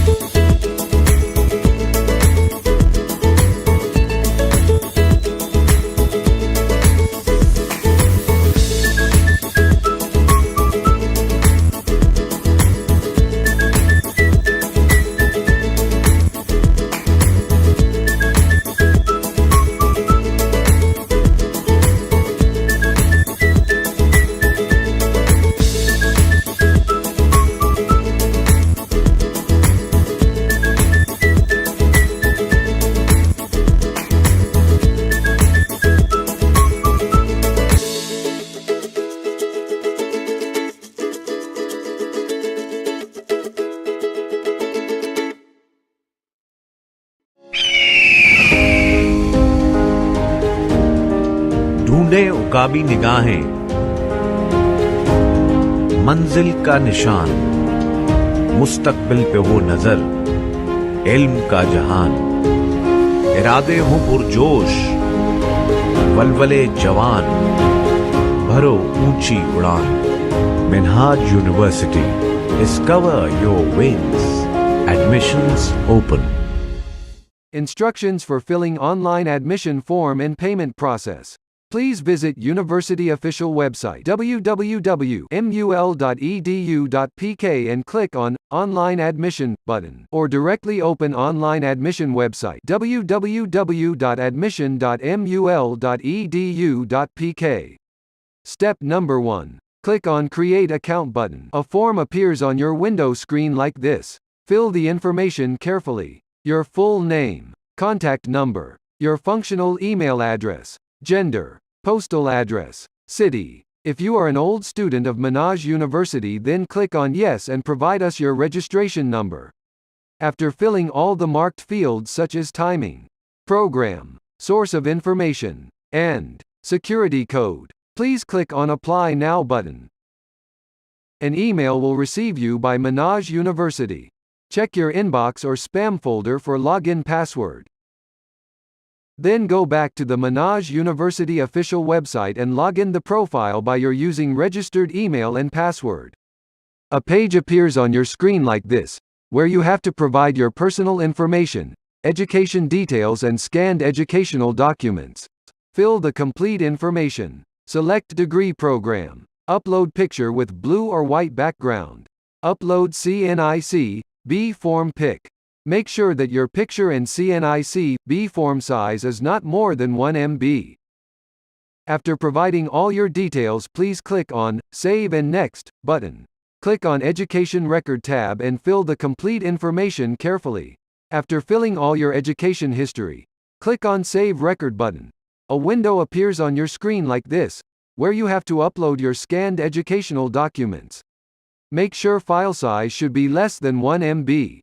When you upload all your scanned educational documents, click on Step 4 and pay your admission processing fee challan for further processing. For the processing fee, print your challan or an email will receive you by Minhaj University. Check your inbox or spam folder to download a processing fee challan. You can pay your processing fee challan in any branch of Mizan Bank, or you can pay online through Finja app.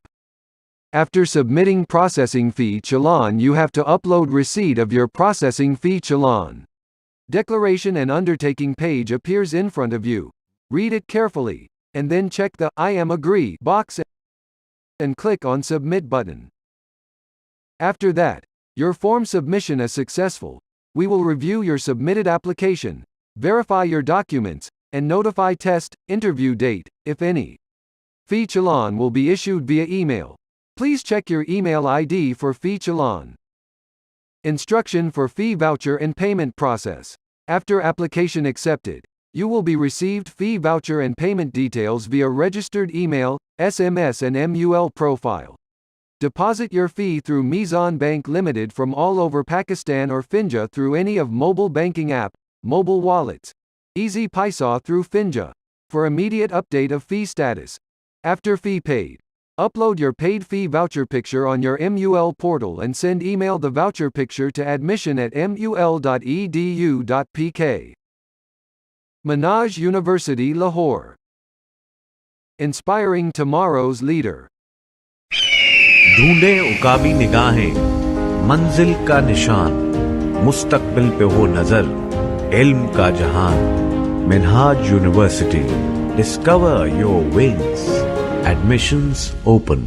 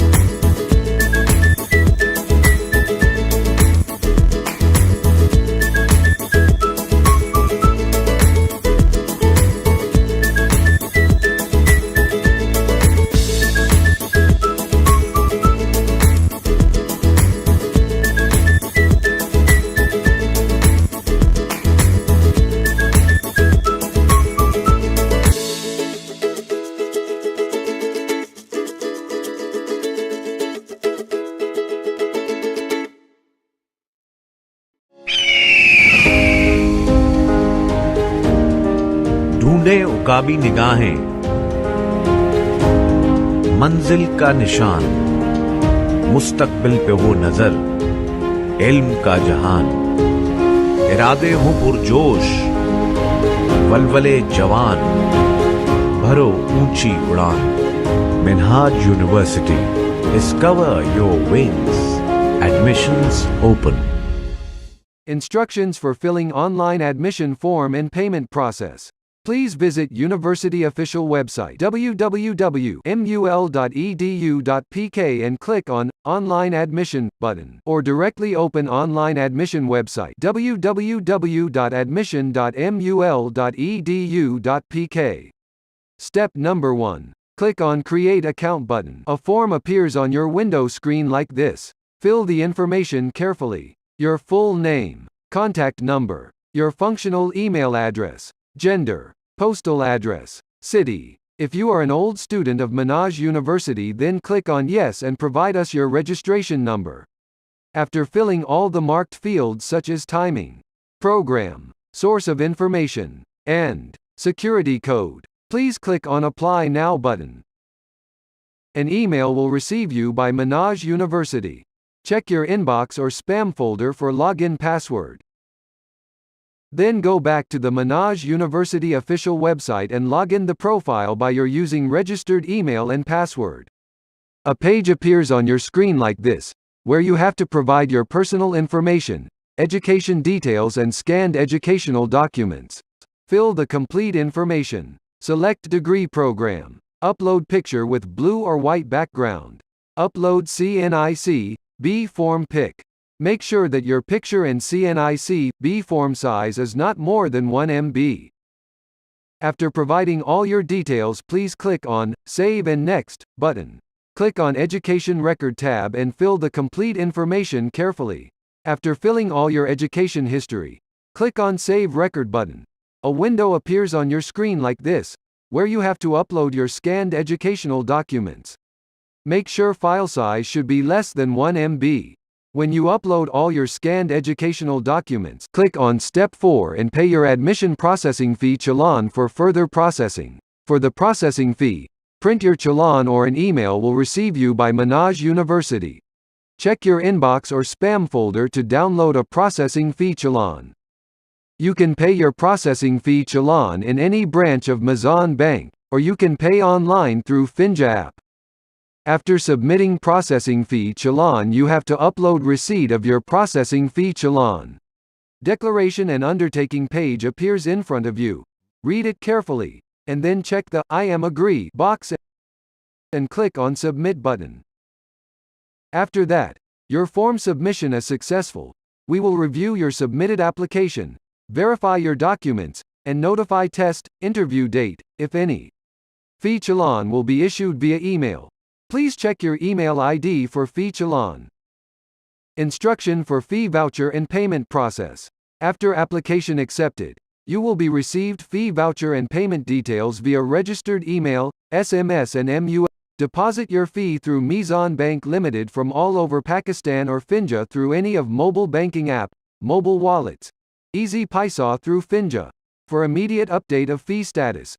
After fee paid, upload your paid fee voucher picture on your MUL portal and send email the voucher picture to admission@mul.edu.pk. Minhaj University, Lahore. Inspiring tomorrow's leader. ढूंढे उकाबी निगाहें, मंजिल का निशान, मुस्तकबिल पे हो नजर, इल्म का जहान। Minhaj university, discover your wings. Admissions open.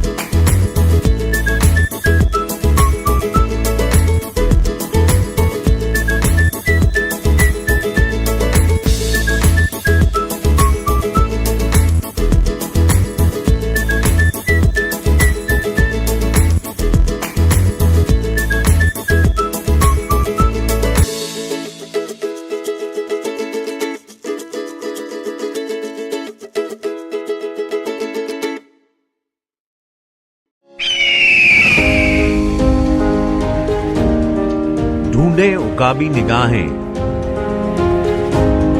मंजिल का निशान, मुस्तकबिल पे हो नजर, इल्म का जहान, इरादे हों पुरजोश, वलवले जवान, भरो ऊंची उड़ान, Minhaj university, discover your wings, admissions open. Instructions for filling online admission form and payment process.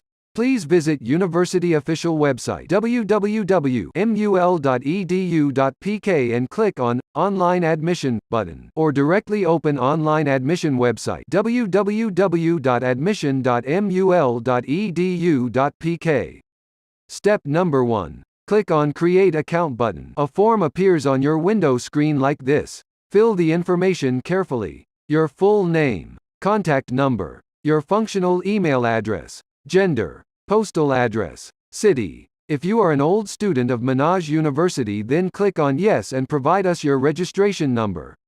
After filling all the marked fields such as timing, program, source of information, and security code, please click on Apply Now button. An email will receive you by Minhaj University. Check your inbox or spam folder for login password.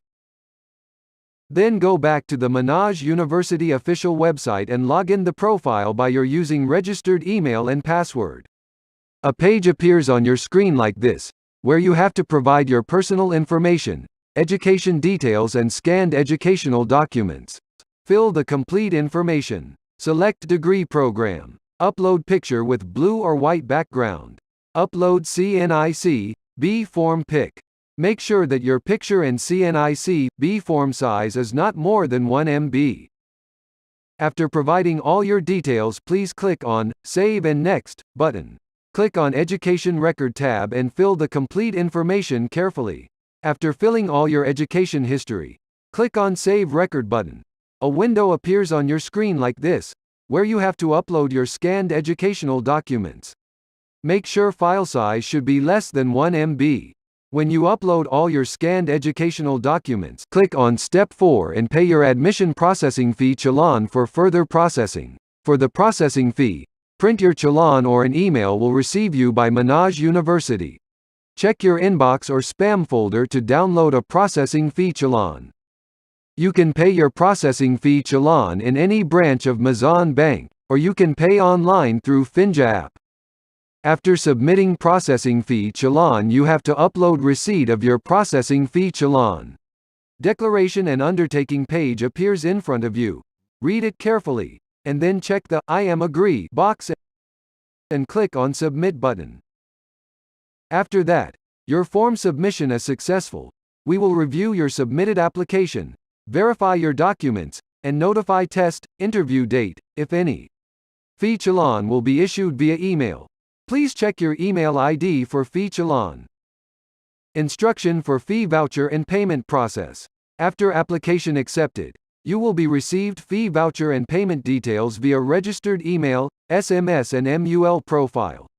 Deposit your fee through Mizan Bank Limited from all over Pakistan or Finja through any of mobile banking app, mobile wallets. Easy Paisa through Finja. For immediate update of fee status. After fee paid, upload your paid fee voucher picture on your MUL portal and send email the voucher picture to admission@mul.edu.pk.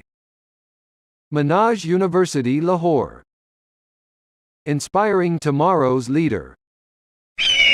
ढूंढे उकाबी निगाहें, मंजिल का निशान, मुस्तकबिल पे हो नजर, इल्म का जहान, Minhaj university, discover your wings, admissions open.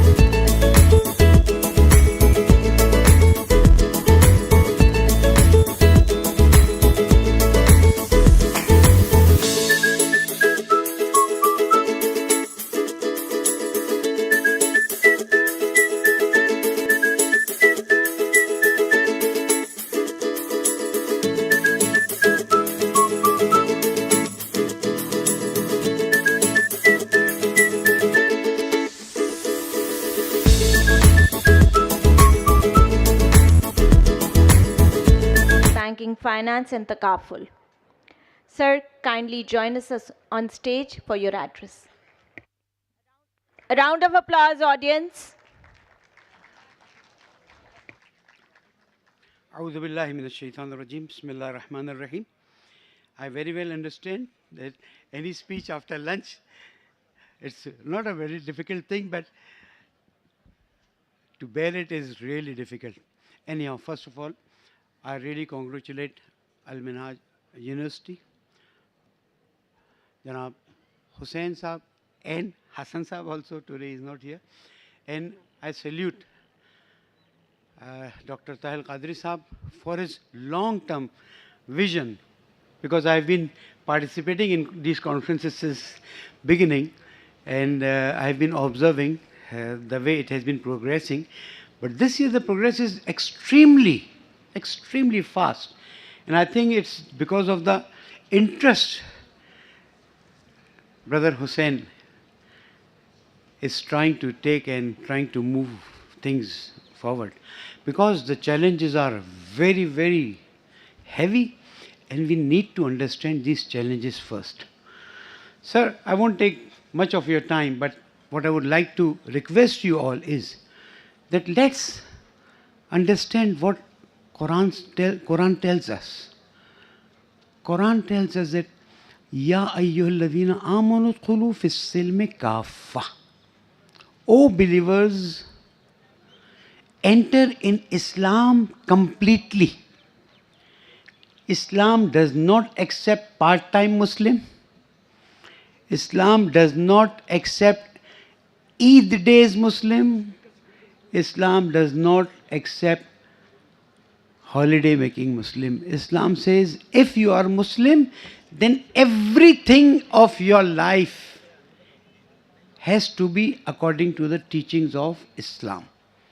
So one of the main things is the economic system, and I really appreciate the title, World Islamic Economics and Finance Conference, especially from practice to impact. That's very important. I've been member of State Bank of Pakistan Sharia Advisor since 2002. Now it's 2024. Have we moved so fast or no?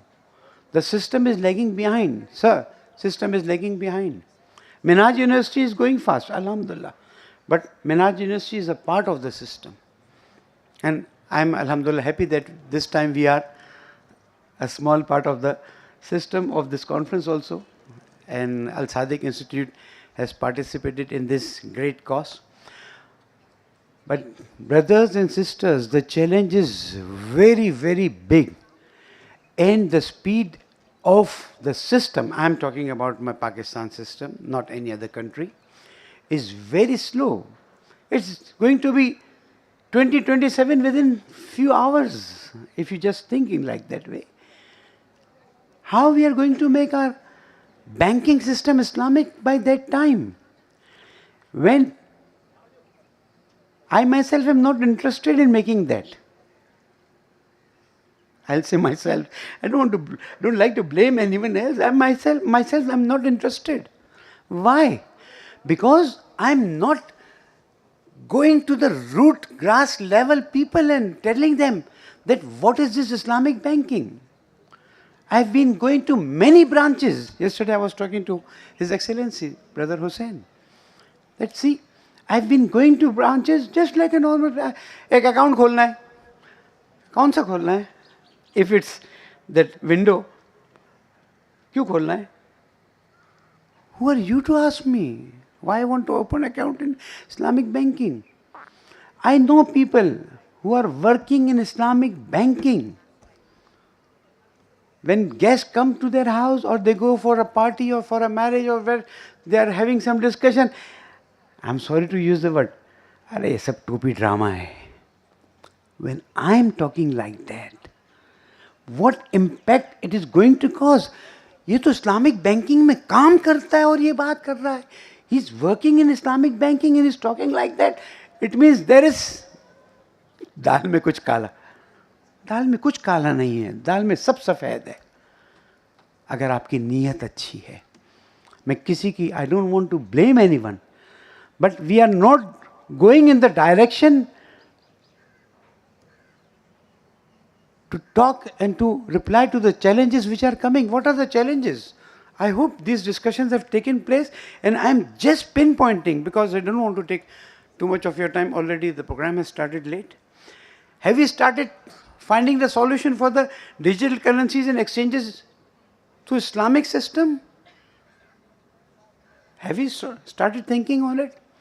Since when the digital currency is there in the market? Where is the answer? I don't find any solid reply to this problem. I'm not talking about any specific fiqh, I'm talking about the whole system. What about the blockchain used for the smart contracts? World is going for the smart contracts through blockchain system. Are we answering those questions? Are we trying to solve those problems?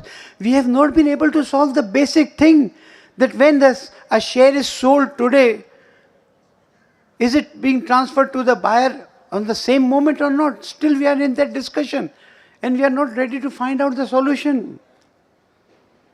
दर्द दिल है मैं करूँगा. Technical बातें मेरे दोस्त और भाई और मेरी बहनें करती रहेंगी. They will technical discussions you. People, and that's why I'm sure I was not given any specific topic. I need to know the answer. Now, everything is blockchain. The contracts are blockchain, smart contracts are there. LCs, guarantees, everything. Have we found out the solution? No. What about the carbon credits? Now we need the carbon credits. World is going towards that. And many of us even don't understand what carbon credits are. The environmental solution is through carbon credits. One of the solutions, I'm sorry to say. Metaverse is there and the virtual world space is challenging all our things, including the Islamic economic system. How are we going to answer them? I don't know. But I have some other points also, which I want to tell you. The challenges being faced by Islamic finances. And I think this is the right forum. At least I speak out. فَذَكِّرْ إِنَّ الذِّكْرَى تَنْفَعُ الْمُؤْمِنِ. याद दिलाओ इसलिए कि याद दिलाना मोमिन को फायदा पहुंचे. Maybe a brother or sister pick up a point from my discussion and may go ahead with that. My question is, are we going to develop the HR for the oncoming Islamic banking system or Islamic economic system? I don't like to say Islamic banking system because I say Islamic financial institutes. The word bank is for some other system. Anyhow, we are using that. HR development has not been taken seriously, sir. I respect whatever is being done in this university and some other institutes. But 2027, whole system becoming Islamic, you won't find HR except that you start working from now very fast. Product development, there's a very, very big challenge. We have not been able to develop products the way the world needs. World needs money. If you provide them with halal, they are happy. Otherwise, also they may be, I'm sorry to say, happy. So you have to take care. Regulatory challenges. Who's going to answer to these regulatory challenges? I think regulatory challenges can only be solved if the Islamic banking systems inclusive of all the fiqhs. All 5 fiqhs should be included in all Sharia advisory boards or anywhere where a system is being developed for Islamic banking. And if we go in one direction, it's going to fall down. Believe me or not. Dil se baat kar raha hu. We need to have inclusive, all fiqh, all sharias on board. Otherwise, these challenges will be a really big problem. Then I'm surprised. Still, banks are not ready to become Islamic. Being in State Bank, I get things. Feedbacks are coming. Why? Conventional banks are allowed to advertise. One of the questions was, still I can see conventional branches are being opened. How come? We cannot afford it. If we are going to change the whole system to Islamic by December 2027, then why new conventional branches are being opened? No, we need to understand. We need to help Islamic banks to manage the liquidity management, to manage the liquidity, and it's a big problem. I'll say, if we really take it seriously, and if we really go down, especially if, and I know many people are here from the banks, अल्लाह को हाजिर और नाजिर जानिए और अल्लाह से वादा कीजिए कि हम रिबा का मुकाबला करने के लिए तैयार हैं. Allah has promised, in tansurullah yansurkum wa yuthabbit aqdamakum. First you have to take a step. You have to help Allah subhanahu wa ta'ala. Astaghfirullah, inna Allah ala kulli shayin qadir. How can we help? No. Niyat karo. Make an intention between you and your Allah. If you are working in the Islamic banking system. Wallahu yarzuqu man yasha bi ghairi hisab. You will get so much that you can't even think about it. But if your niyat, intention will be clear, it will be with barakah. And if, astaghfirullah, your niyat is just to earn, कमाने को तो फिरौन भी कमा गया और कारून भी कमा गया और आज उनकी लाशें, their bodies are there to tell us. My message from this platform is, try to be sincere to the system. And this message to everyone, myself also. Try to be sincere to the system. And don't let those people whose interests don't allow us to move forward fast to enter the system. मैंने दिल की बात बंद अल्फाज में कही है. And if there is a closed forum, I am ready to sit there and speak out. I don't want to pull anyone's leg. But people ask me, when they see me, they ask me, how come conventional banks are bound to give this much minimum of the profit or interest? And how come Islamic banks are free? How much bonus these Islamic banks are going to distribute among their shareholders? Can anyone check? When you distribute the bonus, what about those who have their accounts in their banks? What is my salary in Islamic banking system? Can there be any check and balance in that system? Or no? Because Islam is there, and I have taken fatwa from a mufti, so everything, no. We are answerable. If we act in a way which challenges the Islamic system, believe me or not, I am not going to take more minutes. If we act in a way, and because of my action, Islamic system or Islam is being challenged, I am answerable to Allah. Is there any board who can check the salaries and the of those who are on the boards? No one is there. You can't talk even. Today what I am talking is going to be a big problem for me, but anyhow, I am not afraid of anything except Allah subhanahu wa ta'ala. I hope I have been able to make you people understand, my sisters, you people also take things seriously. You are an important part of the system. And I am happy to see a large number of my sisters and daughters are here. A few months back also I was there and we were there in the seminar hall. And I'm happy. The sisters take the challenges much more seriously than myself, and that is something good. Come ahead, move forward, and work seriously on what points I have told you, and I am sure you will be able to get good results. My country is facing problem last few minutes. Do we lack the facilities? Do we lack the ni'mats of Allah subhanahu wa ta'ala? No.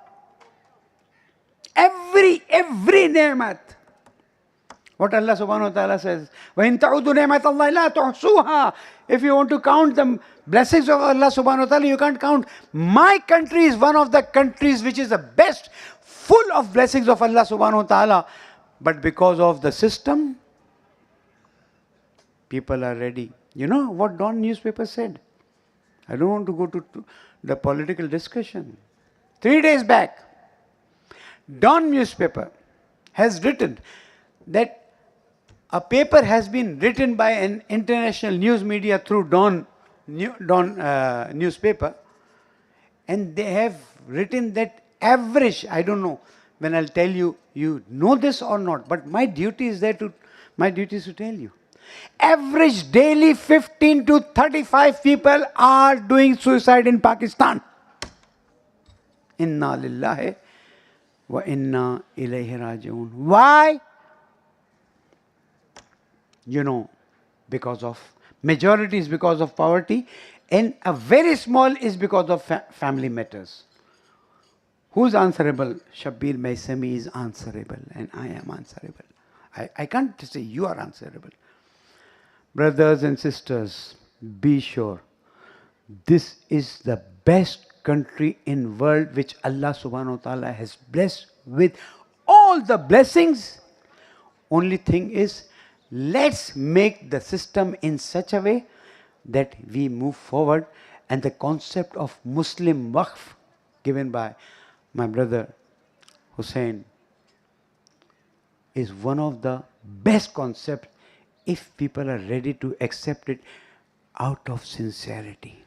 And this will take us out within few years, not tomorrow, not in a year. After a few years, this will take us out of the clutches of IMF, World Bank, and all these controllers of the economy. Allah subhanahu wa ta'ala has blessed us, and we are thankful to Allah subhanahu wa ta'ala that He has blessed us. Let's decide. Allah subhanahu wa ta'ala says, لَإِن شَكَرْتُمْ لَأَزِيدَنَّكُمْ. It is His promise in Quran, and no one can challenge this promise. If you start doing thanks to Allah subhanahu wa ta'ala, what is the thanks? Whatever I have, I need to share with others. لَإِن شَكَرْتُمْ لَأَزِيدَنَّكُمْ وَلَإِن كَفَرْتُمْ. I don't want to read the last sentence. May Allah bless you all. And if my words have some negative message, I'm sorry for that. And if I have created some negative feeling for anyone, I'm sorry for that. But please, it's all out of sincerity. Wassalamu alaikum wa rahmatullahi wa barakatuh.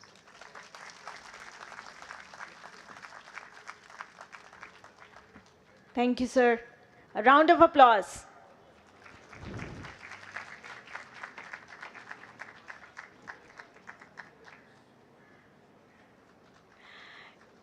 It is now time for our panel discussion, and the topic is Education in Islamic Finance, Global Advancements and Challenges.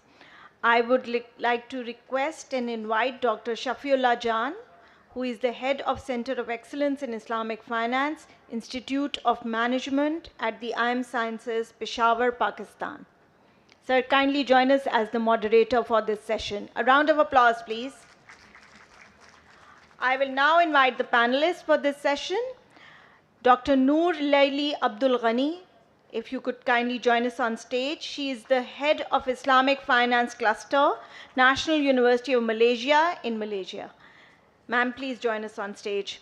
Dr. Abdul Sattar Abbasi, he's the head of Center of Islamic Finance at the Comsats University of Lahore, Pakistan. Dr. Saad Azmat, he's an associate professor at the Lahore University of Management Sciences, Pakistan, kindly join us on stage. I would also request Sayyid Mazhar Abbas Zaidi, the Executive Committee member at the Al Sadiq Institute of Islamic Banking, Finance and Takaful, Pakistan. And Mr. Mahmood Arshad, he's the Executive Director, Marketing, Pak Qatar General Takaful. Sir, kindly join us on stage. I would now hand over the panel to Mr. Dr. Shafiullah Jan to kindly moderate the session and start the panel. Thank you.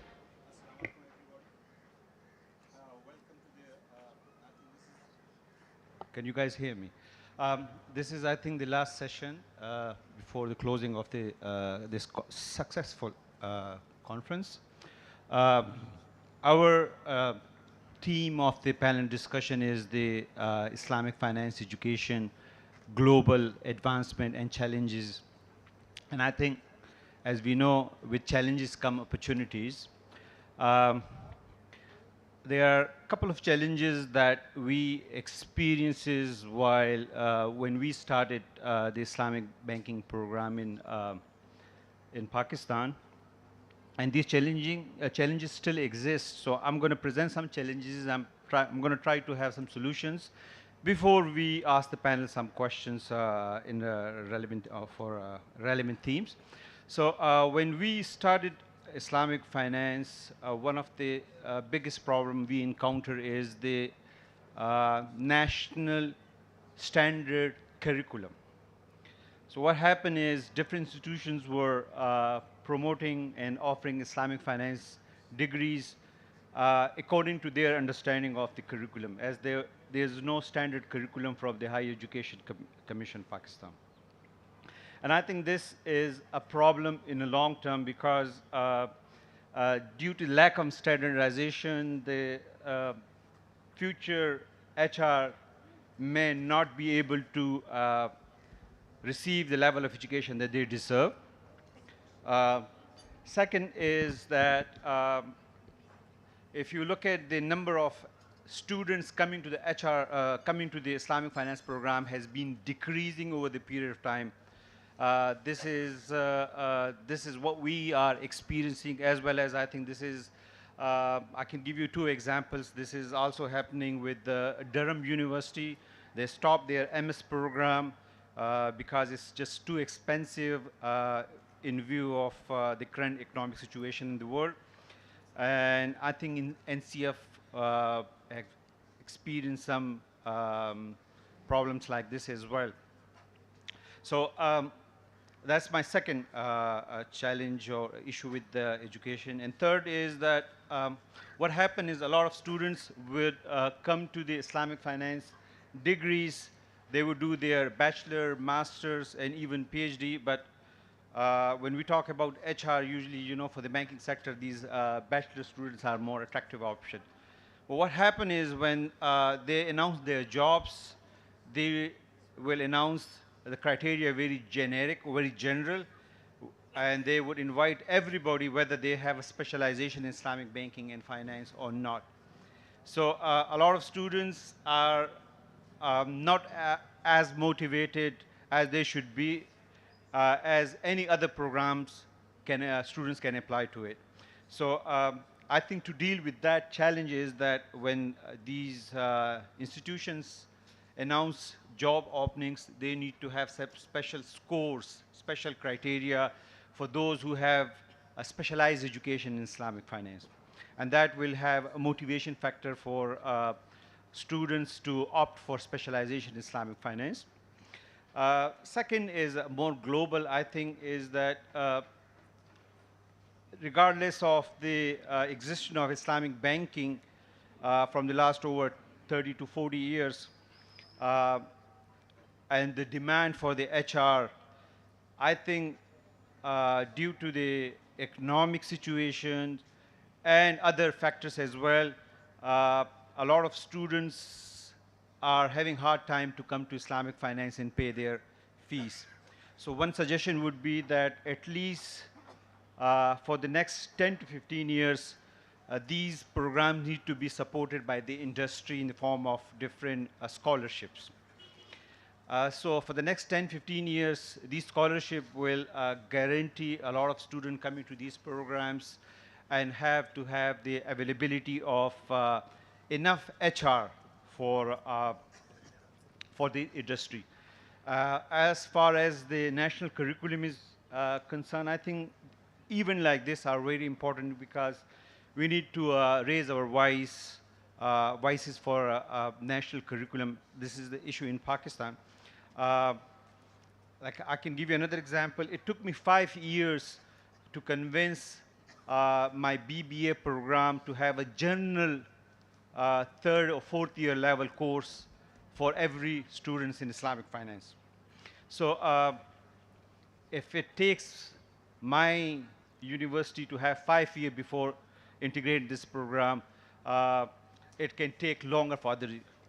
Sindh has taken a very good step by making it compulsory for all education sector to have at least an introductory level course for Islamic finance. So whether people are opting for specialization in Islamic finance or they are opting for other program, at least by taking that introductory program, they can make a right decision. So if they are not taking any Islamic finance courses, it will be very hard for them when it comes to taking a specialization decision for specialization program. So that's my views on the challenges and the world view of advancement of Islamic finance. So I'm going to invite Noor, and I'm really interested because when you look at the education of Islamic finance, it's quite established in Malaysia. So I'm interested at that can you share some innovative experiences or strategy you have when you were designing the Islamic finance education, especially in view of very diverse society, diverse community. And these experiences, in my opinion, are very important for us to have understanding as well. Over to you. Bismillahirrahmanirrahim. Rabbi shrah li sadri wa yassir li amri wahlul 'uqdatam min lisani yafqahu qawli.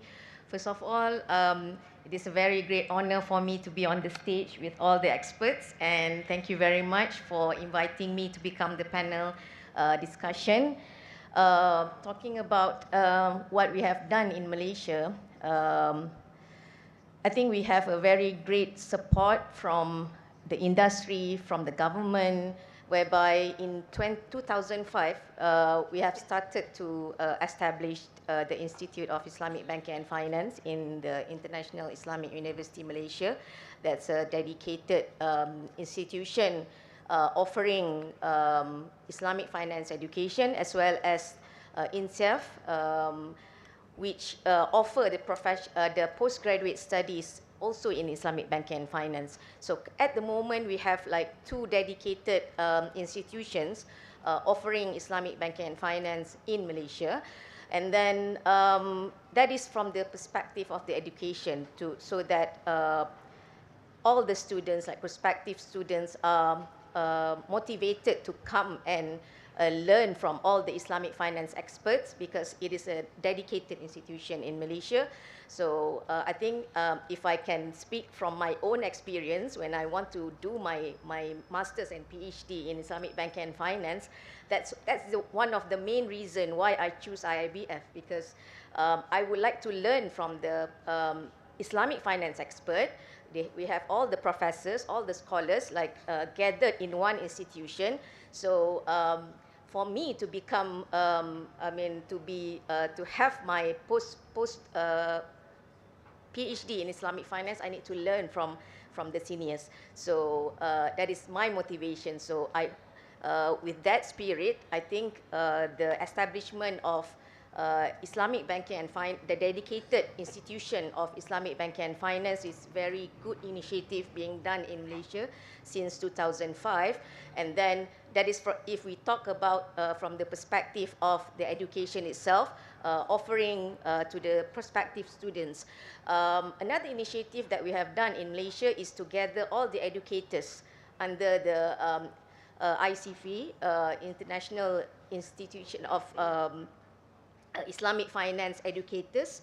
That is actually that is another initiative being supported by the government so that in Malaysia we can develop an Islamic finance education hub. So all the educators are becoming the members of ICFA. So in this association, we always get together all the educators from Islamic finance background so that we can develop, look at the curriculum being offered in all institutions in Malaysia, the universities offering Islamic finance degree, masters as well as PhD, so that the curriculum being developed can integrate between what is offered in the industry as well as the theoretical approach that is normally being given in the curriculum. So that is like the current discussion being done among the educators so that we can combine. It is not that the students would like to have, will be able to get only the theoretical knowledge, but also they really need to have the practical knowledge from the industry so that they can be combined and have the expertise and knowledge in Islamic banking and finance. That is the current initiative being done in Malaysia in terms of education in Islamic finance. Thank you. Thank you very much. I think this idea of association is a very good idea at Pakistan, and I think Minhaj University can play that role, because when I joined the conference, I was not aware of a fully integrated bachelor, master, PhD program in Minhaj University, and somehow it's a good experience for me in that context. And it also showed their dedication to the promotion of Islamic finance. So I think with the national curriculum, the standard curriculum we talk about, and that could be a very good experience that Malaysian education system had or have, and we can learn from their experiences, and we can establish such type of forum for standardization of education. Thank you very much. I'm going to move on to Sattar Saab. I've known him for a very long time. I know he's involved with the awareness and spreading of Islamic finance education in the community. So I'm interested that what challenges you faced when you are promoting the Islamic finance among the community and in the education sector as well. Yeah. Bismillah ar-Rahman ar-Rahim. I've been involved in State Bank's awareness campaign, and State Bank funded our 2 campaigns for awareness. And I traveled extensively in different cities of Pakistan.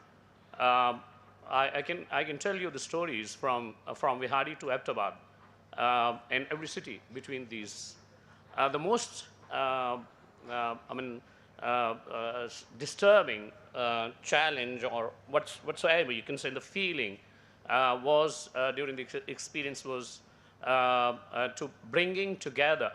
If we refer to the key note address right now, it was easier to bring different fiqhs together than to bringing different factions of the same fiqh together, right? So when we are talking about bringing all fiqhs, 5 schools of thoughts together, it was very easier. We had 2 kind of awareness campaigns. In one campaign, it was open, and then the second campaign, State Bank of Pakistan said that you have to bring all fiqhs together and under one roof, and you will have to generate discussion. When all 5 fiqhs were together in a hall, it was easier to comprehend, to join hands, to find common grounds. But when we brought one fiqh together, one madrasa says Islamic banking and finance is appropriate of the same fiqh, and another madrasa says, no, it is not appropriate. So the biggest challenge which I found in Pakistan in different cities is the religious scholar. People still go to the person who delivers sermon and khutbah on Jumatul Mubarak. We give them a lot of information that how Islamic banking and finance complies with Sharia standards. It is Sharia compliant products you can find from Islamic banking and finance. They collect information, they go to the person, the religious scholar who delivers a sermon on Jumatul Mubarak, and if he says, no, if it is from that madrasa, so it is not appropriate. So the biggest challenge was to bring together different factions of the same fiqh, and they are actually creating confusion in masses throughout Pakistan. So the person comes back to us and says, okay, fine, this scholar said that Islamic banking and finance is halal. Islamic banking and finance is according to the Sharia principles, but the same fiqh of the person, a scholar, a religious scholar, imam, a khatib of my mosque, of the same school of thought says that it is not halal, it is not appropriate. Right? So I think we have to work a lot on our religious scholars. We have to bring them, and they have got a lot different types of worries, because some find themselves included in the campaign. If State Bank fails to bring scholar of one madrasa into the committees, that madrasa will say that, oh, Islamic banking and finance is not according to the Sharia principles. And if State Bank brings that scholar from another popular madrasa into the committees, they will start preaching that Islamic banking and finance is according to the Sharia principles. So I find it is very hard to convince religious scholars. We have to ensure that there is not, there should not be a dominance of one proper madrasa on Islamic banking and finance. We have to include all madaris of all fiqhs together, and we have to build regional committees, we have to build divisional committees, we have to build national committees, because for State Bank of Pakistan, it is not possible probably to include a chief mufti of every madrasa, popular madrasa, in a country of 240 million people, right?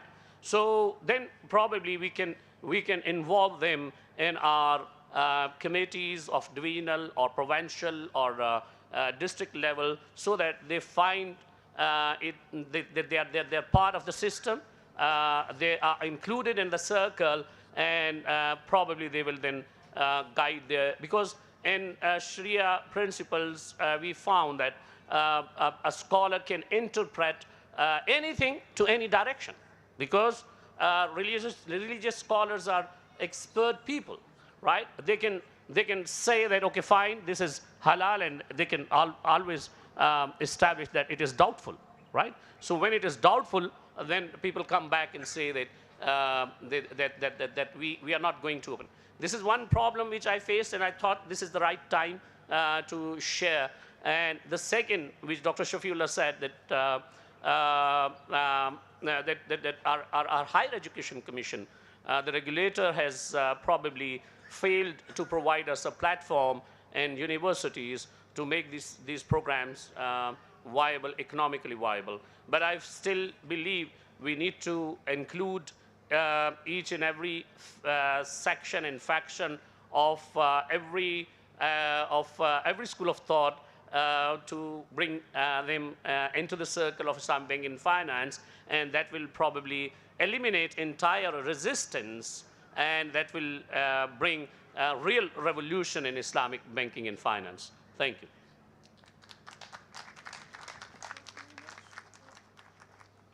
Thank you very much.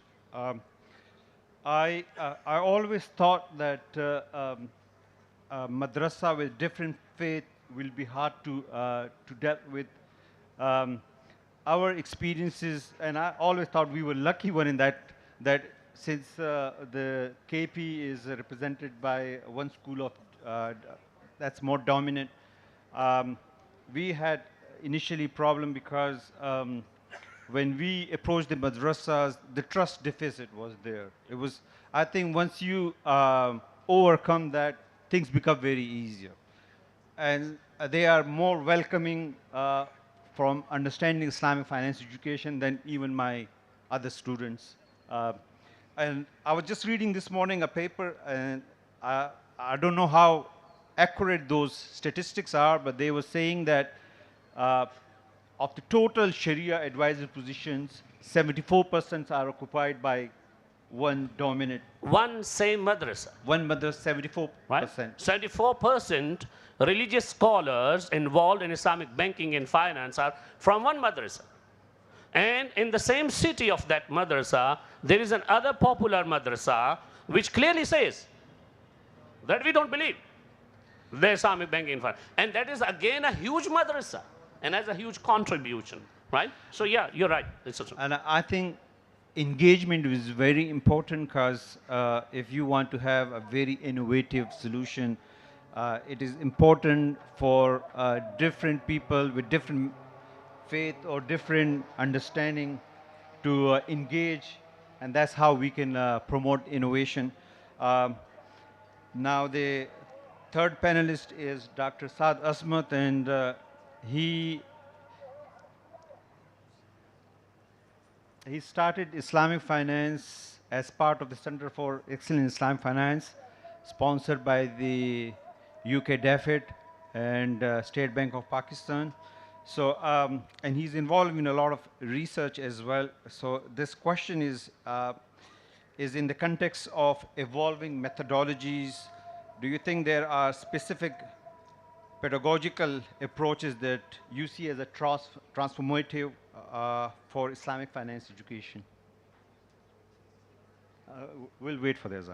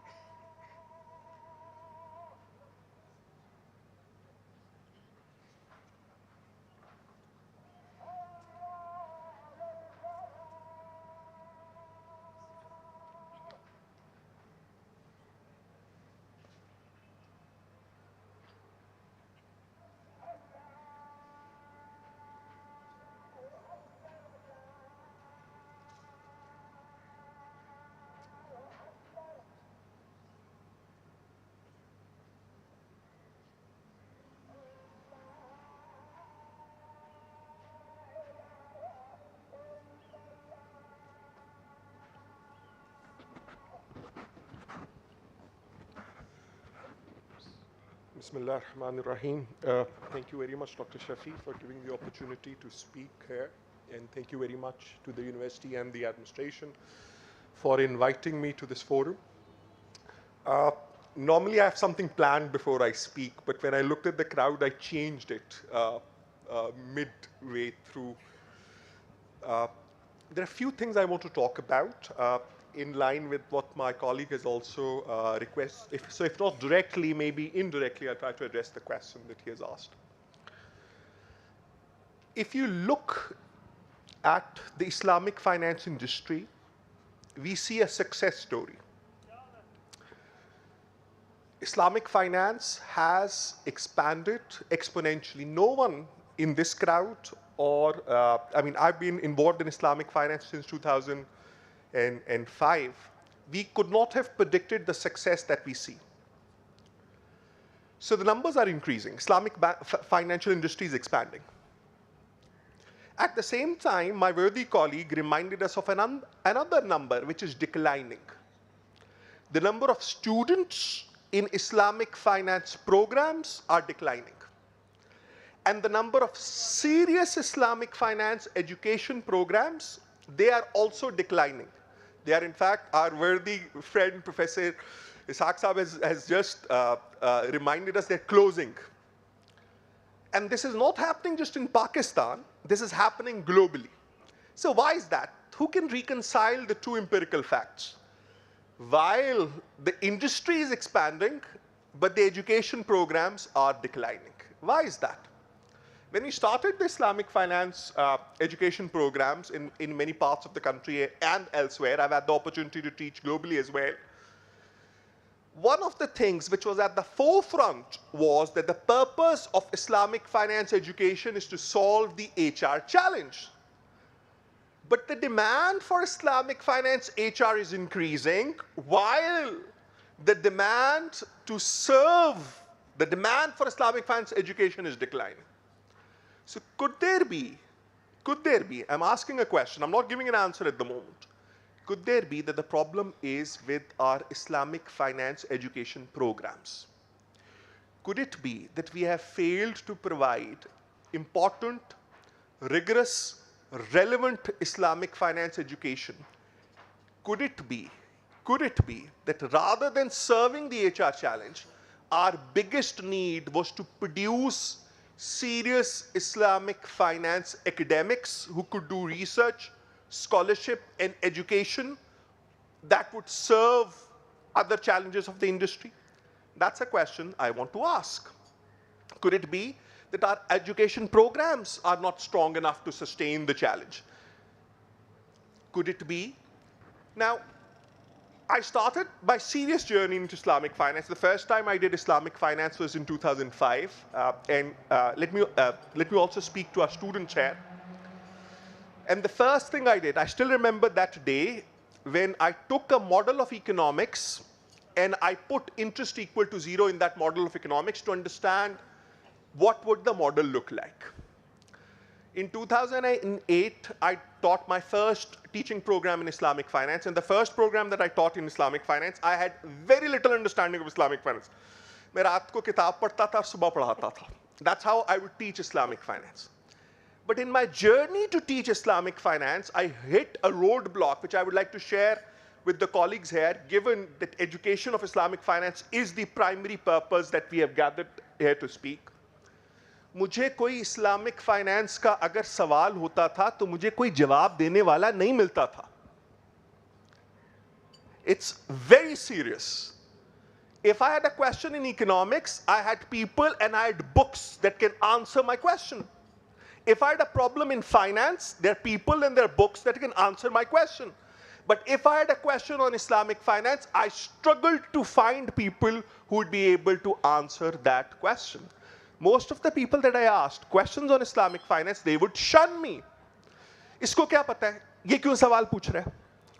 So now, one of the biggest challenges as an community of educators, to my younger colleagues which are sitting, ask and answer questions related to Islamic finance. You have to ask deeper questions. And to my educator friends here, keep on letting these people ask questions and make the effort to help them answer these questions.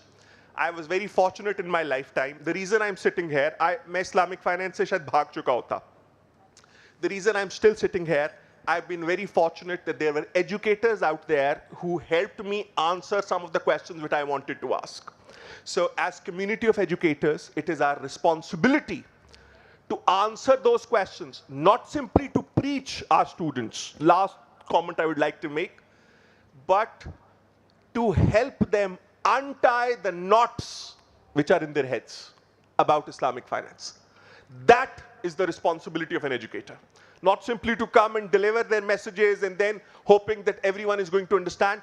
Every student has a knot in their head about Islamic finance. It is our moral responsibility and responsibility as educators to untie those knots. And to do that, my friends, first of all, we have to untie those knots for ourselves. That should be the vision of Islamic finance. There are many untied knots. It's very easy to explain those knots. It's very easy to criticize those knots. उसके बारे में आके कह देना ये गलत है, ये गलत है, ये गलत है. उसको untie भी करना है. And that is the responsibility that we should have as educators. Thanks. Thank you very much. Still, you talk about the interactivity both ways for the solution, but you didn't tell us why the demand is high. Is it the failure of the system in that context?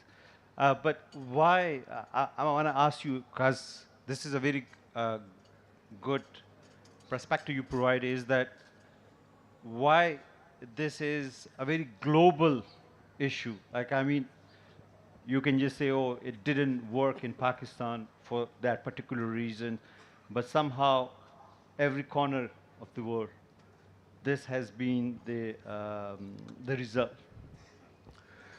I promise I'll answer, but you won't beat me. It's a failure of Islamic finance education. We lacked a serious vision of what Islamic finance education should be.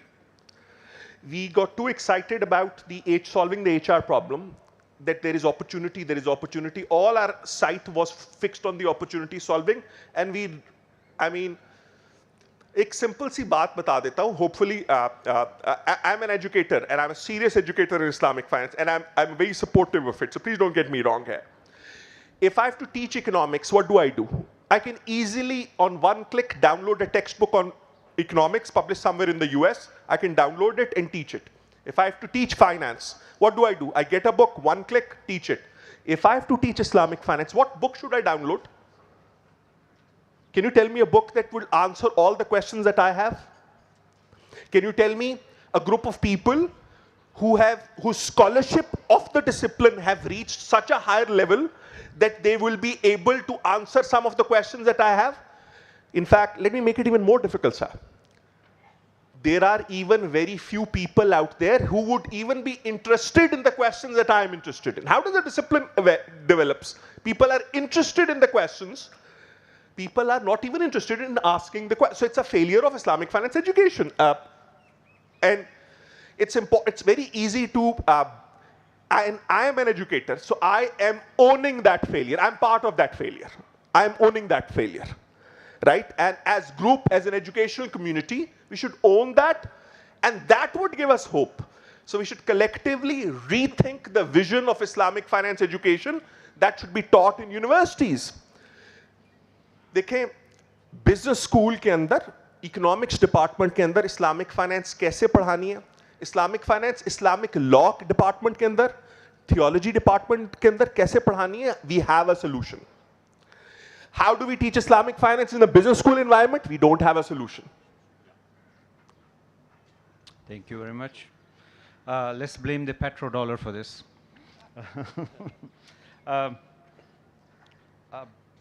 Let's continue with our next brother, Sayyid Mazhar Abbas. Question is that what role do you see for collaboration between education institutions, financial entities, and government in advancing Islamic finance education locally? And if you want to give us something globally, we really appreciate it, because our Singapore brother Muhammad talked about this triple helix model of innovations. So these three pillars are important, and maybe they can also play an important role in developing serious academicians as well. أعوذ بالله من الشيطان اللعين الرجيم بسم الله الرحمن الرحيم اللهم صل على محمد وعلى محمد وعلى صحبهم المنتجبين أما بعد بسم الله الرحمن. First of all, I would like to thank the management of Minhaj University who gave me this opportunity to speak in front of you. And secondly, I want to congratulate Professor Dr. Hussain Muhyiddin Qadri and his team. It's really a wonderful event, and I'm learning from this. Before answering your question, sir, I request Mr. Abbasi. Can I ask you one question, sir, please? But you don't have to answer that. I will answer that. It's related to you. Do you really want scholars to be convinced with Islamic banking? Yeah, exactly. Do you really want them to endorse Islamic banking? Yeah, we want them. Okay, we have audience from around the globe, from UK, US, Middle East, everywhere. Madam, you're coming from Malaysia, Alhamdulillah, we are having you. Maybe there are scholars who are opposing Islamic finance in Malaysia as well. Do you really want them to be convinced? Yes, of course, make them Sharia board member. They will be convinced. When they know there is no room for them, why they will endorse? So, but how many people we can accommodate in a Sharia board? This is the challenge. That's why I'm saying that we should devolve this, and we should develop as many committees as we can, right from the top state bank committee to the provincial committees to the divisional committees to the district committees, so that everyone feels included. Yeah, this we can do, but in state bank we can't actually make that there are probably 1,000 popular madrasas in Pakistan. So we can't give representation to 1,000 madrasas in one central committee, probably. This is what I wanted to establish. But at least we can eliminate the repetition, inshallah. So you were asking me about how we can collaborate all together in between the financial institution, the educationists from Madaris. Look, I want to talk 2 minutes about the history of Islamic finance for the last 40 years. Now we are seeing a significant systematic development in Islamic finance. This is not the first time we are doing Islamic finance. Many great scholars were talking about this, were writing about this, even 100 and 200 years ago. But in last 50 years, we are seeing a significant development, systematic development instead. Now, alhamdulillah, as we are sitting in this conference, this university itself providing MPhil opportunities, PhD opportunities, we have many scholars. So one of the best thing what we are experiencing in this era is a systematic development, alhamdulillah. But at the same time, when I say systematic development, what do I say? What do I want to say? In past, we had Sharia scholars, Sharia experts, what we say Mahir Fiqh, and we had finance experts, financial experts, but we did not have expert in Sharia and finance. Alhamdulillah, now we are working on this. Alhamdulillah, we are not just studying Hawzavi Talim or Fiqhi Talim in Madaris, but we are also discussing these matters.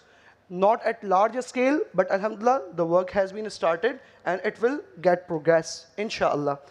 The second problem, what I'm saying that we have financial experts, but they do not know Sharia, or they see Sharia is limited to namaz, roza, or you can say fiqhul ibadat. So that is the problem. We have to make awareness about Islam, that Islam is a practical deen. Inna ad-deena 'inda Allahi al-Islam, and you have to be a Muslim for 24/7, 365. So it means if you offer namaz, you are Muslim. If you do a business dealing, you are Muslim. Whatever you do, your first check or your first risk must be SNCR, Sharia non-compliance risk. Inshallah, we are achieving this goal and will achieve shortly, inshallah. Since this panel discussion relates to the significant developments and the challenges we are facing as per academicians, so second problem, what I face, what I believe is the problem is lack of research. In which manner? Not lack of research in istisna, in musawama, in murabaha. We have started naming process as a product. Muraba is not a product. Muraba is a way of doing a sale transaction. So we are doing research, but on the existing conventional products, and we are trying to Islamize them. Or if new financial products are being made in the financial industry, they do not know about the Sharia. So I believe that research work is being done. Dr. Abbasi is educationist and all the panelists, they are doing a great job, alhamdulillah. The problem we are facing, if as per an educationist, we deploy a product, we develop a product, it is not being accepted by the industry. They do not want to make Islamic banking or do not want to have a new products, but instead they want, you need a raw material finance, okay, we will give you murabaha. You need a working capital finance, we will manage it in istisna or musawama. Even the shipment has been delivered, we will finance them in a Sharia compliant manner. Precaution.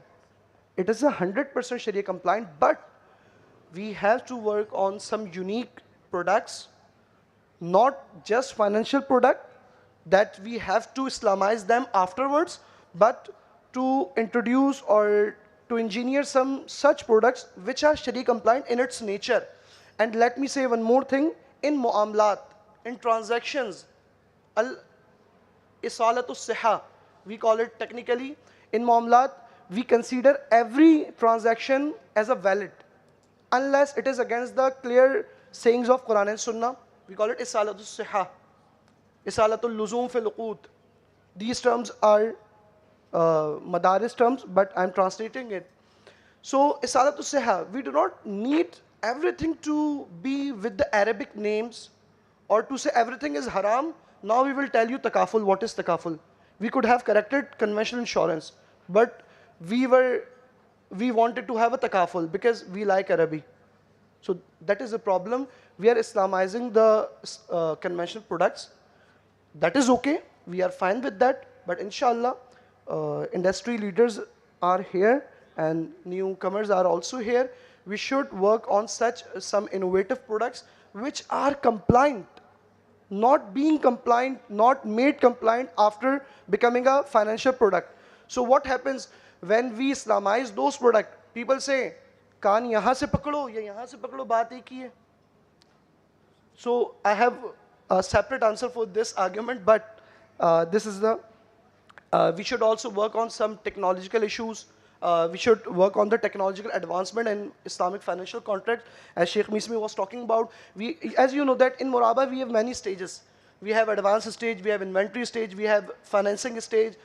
The major risk of Muraba lies in between these stages.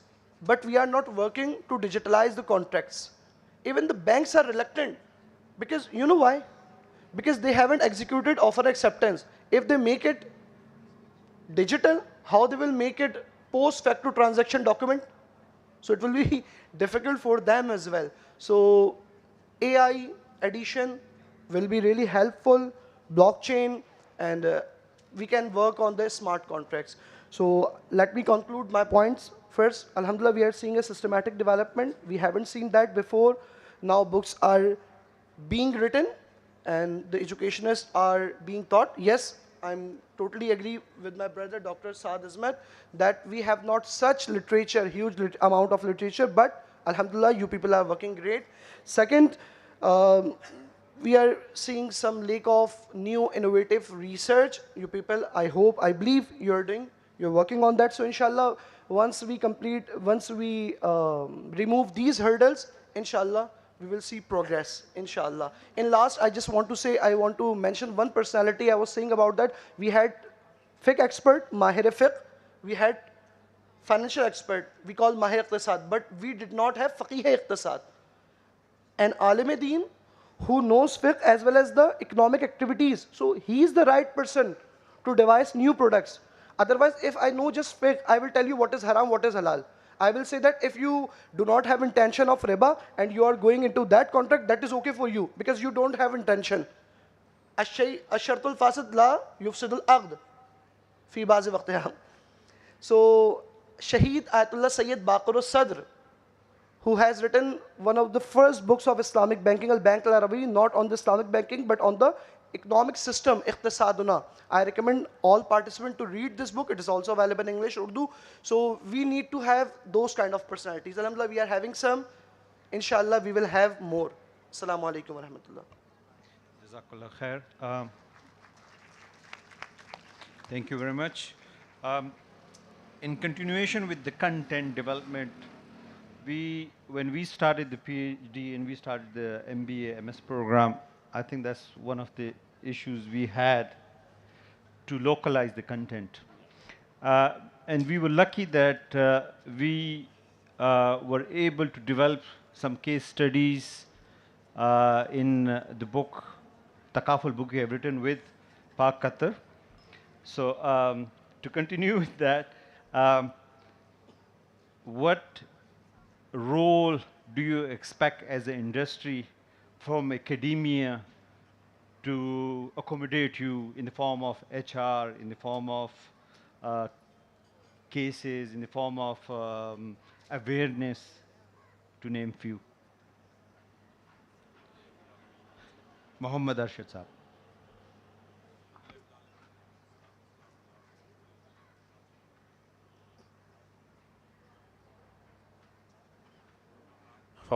Bismillahirrahmanirrahim. Bismillahirrahmanirrahim. Assalamu alaikum, everyone. Before responding to your question, I would just like to commend the efforts and enthusiasm of the organizers to arrange such a wonderful conference. Unfortunately, I couldn't attend yesterday's session because of some commitment in Karachi. But today I was just hearing to Sheikh Mesmi Saab. It's a wonderful speech and it's very thought-provoking and motivating as well. And all the panel participants have also contributed to my knowledge. Regarding your question, I think things are changing really very fast. And when you started your, education, Islamic finance, and you just mentioned about the Pakata support. At that time, we were, localizing the content, but I think it's about time that we should globalize our content. Whatever we are teaching in academia, and that should be aligned with the challenges that we are facing at not just at national level, but also at the global level. Right now, the system, the economic system, the global economic system, which has been, controlling the world from last more than 1 decade, is now going to collapse. And if you look at the protests that take place at G20, G8 summits, we see that the people who are following, the governments who are following or leading those systems, their own people are talking about it. And the solution of all those issues are basically there, alhamdulillah, in the Islamic economic system. Since we are, operating in a globalized world, we, as Pak Qatar Takaful, we have a shareholding from Qatar. Lots of things are happening in our country which are linked to those international factors which are constantly changing. So I think there is obviously academia is a very important part of the Islamic financial ecosystem. And there is a need to keep, keep the curriculum aligned with the changing dynamics in the global economic and technological environment. There's also, a need for having such kind of more, events where the academia, the industry, and the regulator can sit together and see what is needed to incorporate in the, in the curriculum. And one thing more that I just, a fellow participant just shared something with us, which is not very motivating and very disappointing, that the number of students in Islamic finance education are decreasing. And same goes for the courses that are being offered in the universities. But unfortunately, this is happening only in Pakistan. If you look at, I was in UK 3 months back, there was a conference I was supposed to attend. And London has become the largest hub in the world where they are offering Islamic finance. And last year, I also traveled to Russia, where the government of Russia organized a conference on the linkages between Russia and the Islamic world. And I was told that the academia and their institutions are going to offer Islamic finance. There's the Bank, which is the largest and the oldest bank in Russia. They have started Islamic finance. So at one side, the people are adopting our system. There's another example where I've been to Philippines last September. Again, the government of Philippines has passed the regulations for promoting Islamic finance in the world. So why, when there is a need for more Islamic finance professionals, ideas, intellectual capital in the world, and in our local context, we are seeing shortage of students and the decreasing number of students in the academia. So I think what needs to be done, and there are lots of students, mashallah, I'm really glad to see a large number of students attending this event, and this is the last session. So that shows the passion and willing to students learn about this Islamic finance. I think this one thing is clear, that Islamic finance is the future of finance in the world. You can call it participation banking, you can call it with any other name, but the principle that we have been talking about, we are promoting they will be there. And if you just, align your future objectives with the challenges we are facing on the international economic front, if you just align your objective with those challenges, with a desire to address them, to resolve them, then you'll see that you will have a new willingness to, be a part of such academia where Islamic finance are being offered. Luckily, you are already very fortunate to be a part of this great university. But I'm just talking about in general sense that we also need to inculcate and create this, the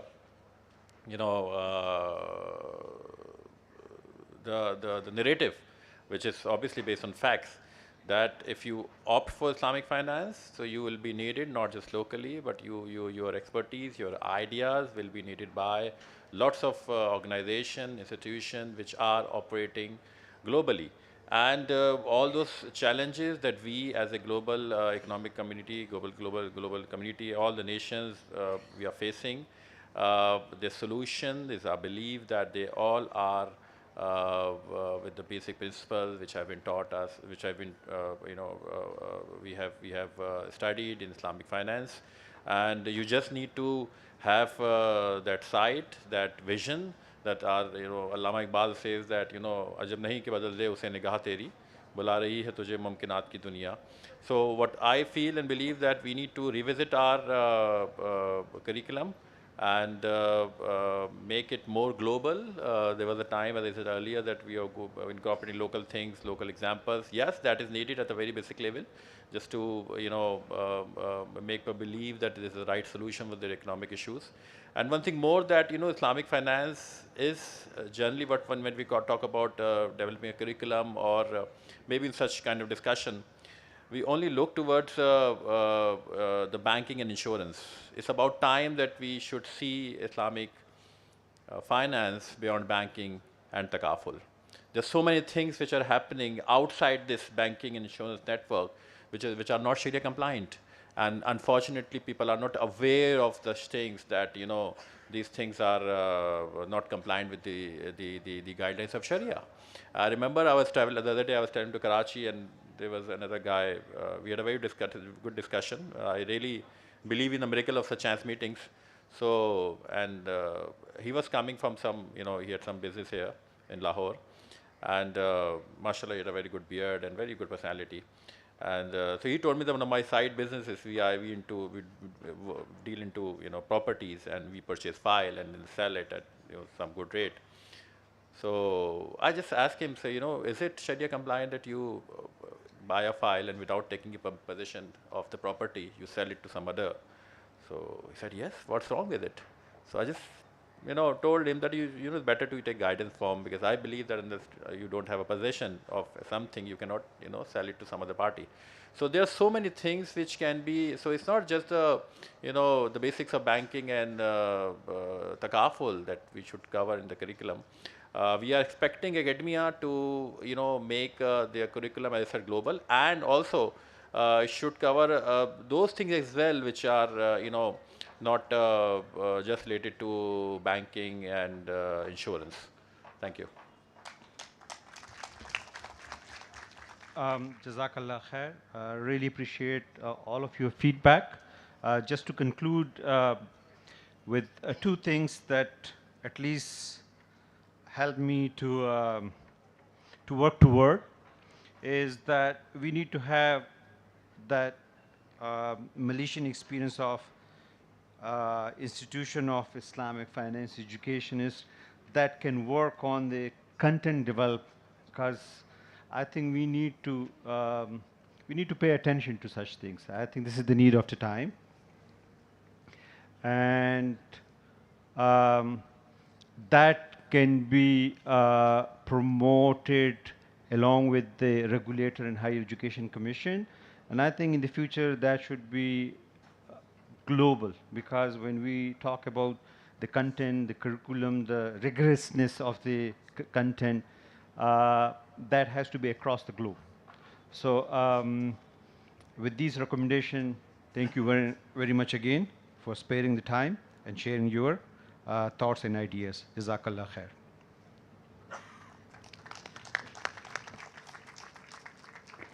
Thank you, sir. Thank you, panel, for your contributions to the theme and the topic. Now it is time for our last keynote speech. I take the privilege to invite Dr. Hussein Mismi for the closing keynote speech for the World International Economics and Finance Conference 2024. I would request Dr. Hussein Mesmi. He is the Director, Islamic Banking Department and Secretariat of Sharia Council at the Central Bank of Iran in Iran.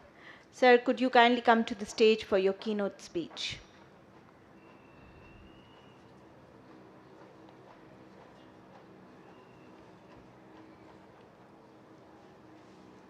A round of applause for our keynote speaker.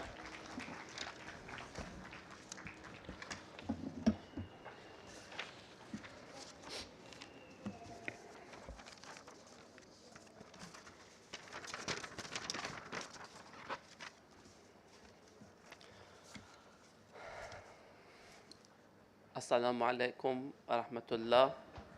بسم الله الرحمن الرحيم وبه نستعين إنه خير ناصر ومعين وصلى الله على سيدنا محمد وآله الطيبين الطاهرين وصحبه المنتجبين.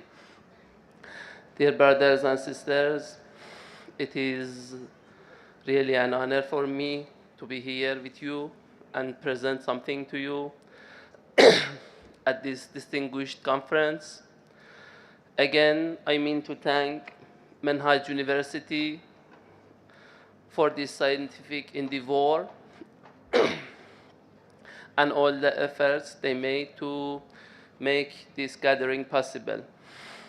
Alhamdulillah, discussions were very good and we learned a lot from the different topics from people of scholars from Manhaj University, international people, and I think that discussions were so fruitful.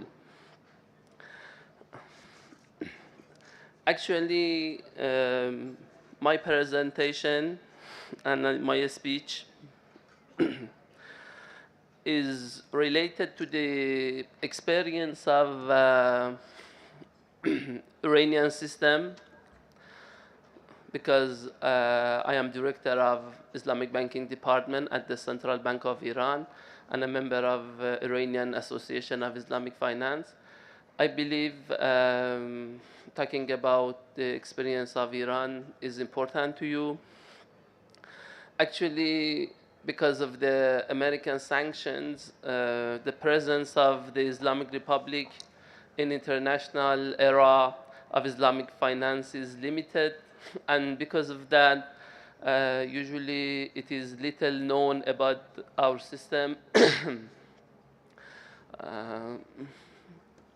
Iran undoubtedly is one of the pioneers in the field of Islamic finance and Islamic banking.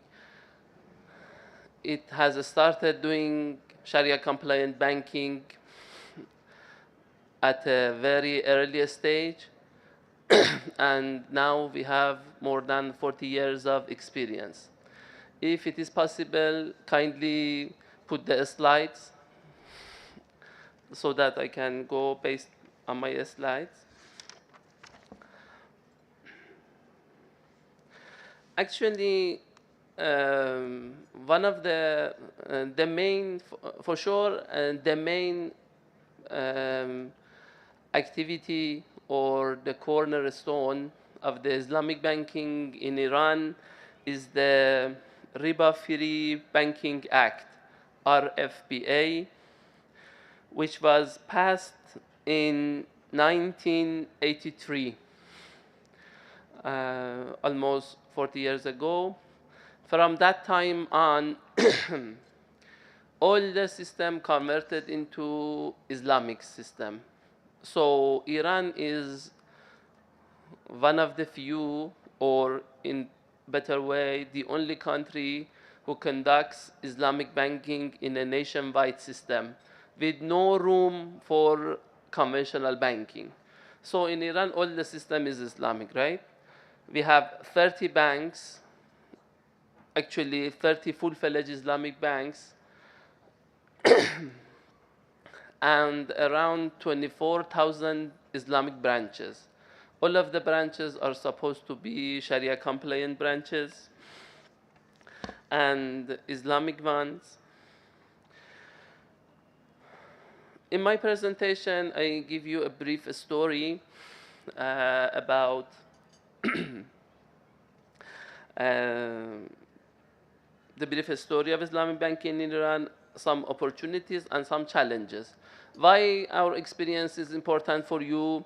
I believe because of the new verdict or court fatwa that the Pakistani system should convert to, in my view, countrywide system of Islamic banking. It is important for you to have a kind of a strategic plan. And in this regard, the experience of Iran is very important, especially regarding this verdict or court fatwa. As I told you, in in our system, all the system changed into nationalized banking system after the Iranian Revolution. So after the revolution, before the revolution, we had some private banks, but after the revolution, Iranian Revolution, 1979, the government decided to consider all banks to be governmental to serve the right of the people.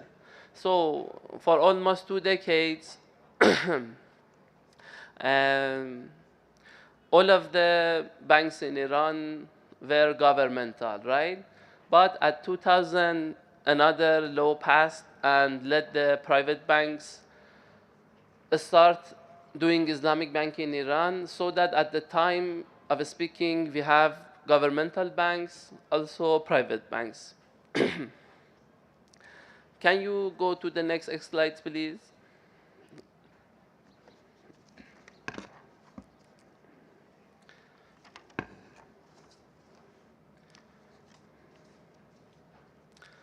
Slide number 11, please.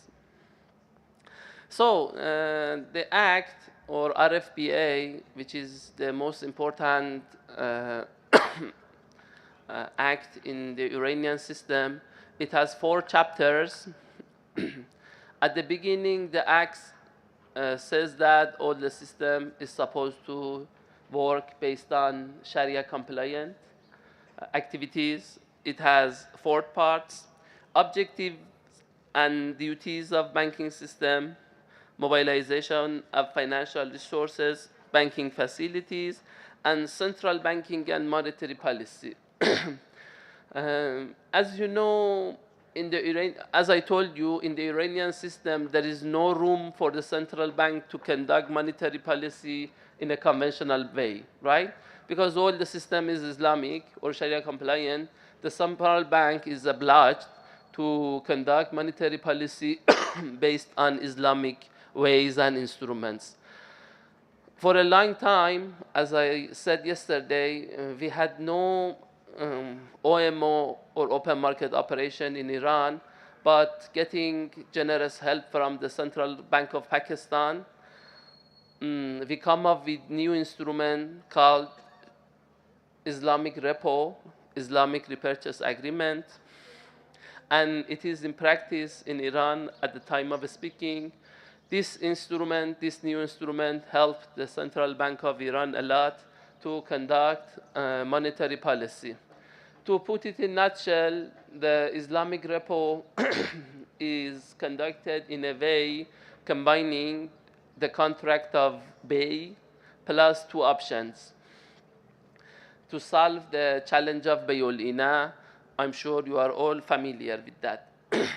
So this new instrument is used by the Iranian Central Bank for monetary policy.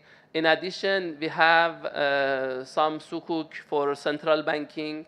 For example, Musharaka sukuk for central banking is used.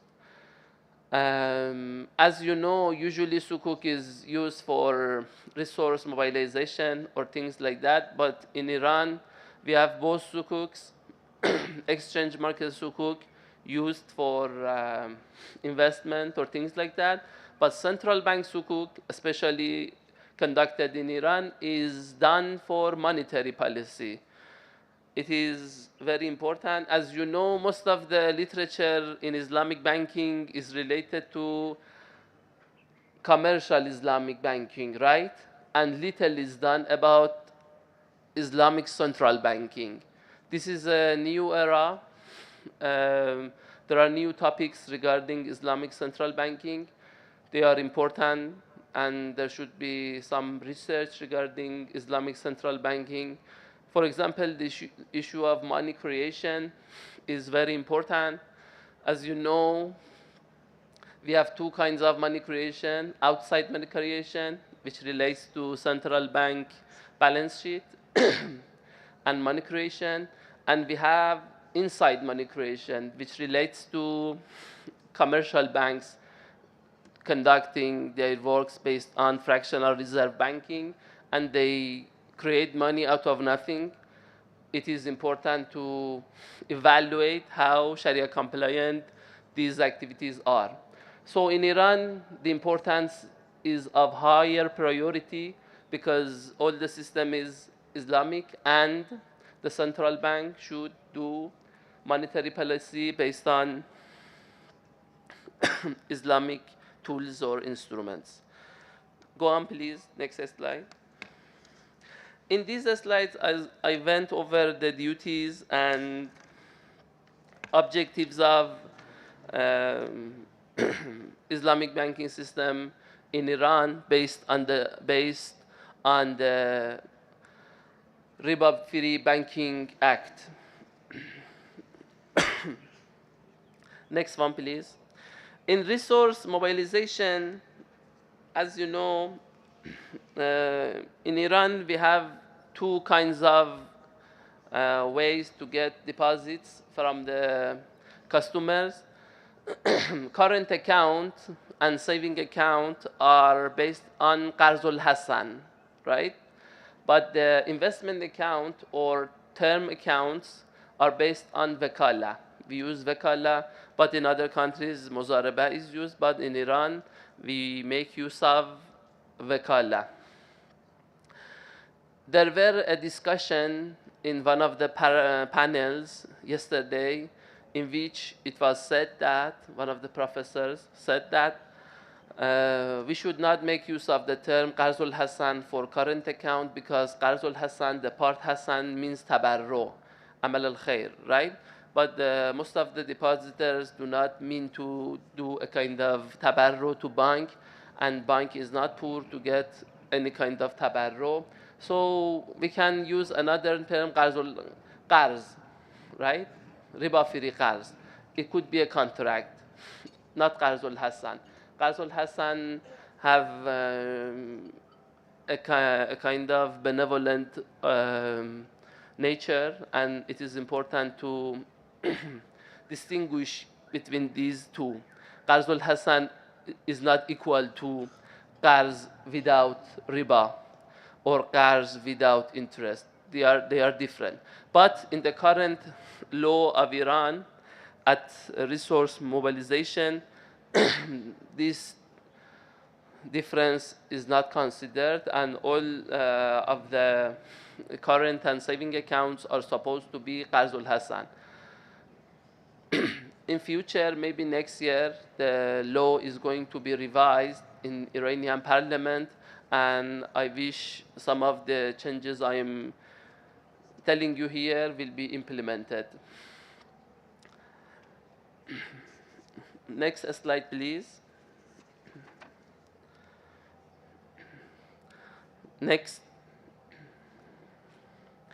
Well, in the 4 decades of experience of the Iranian system of Islamic banking, we have done lots of works, and we had many successes, but also there are some challenges. I'm sharing these challenges with you just to discuss in this scientific conference. You think about them.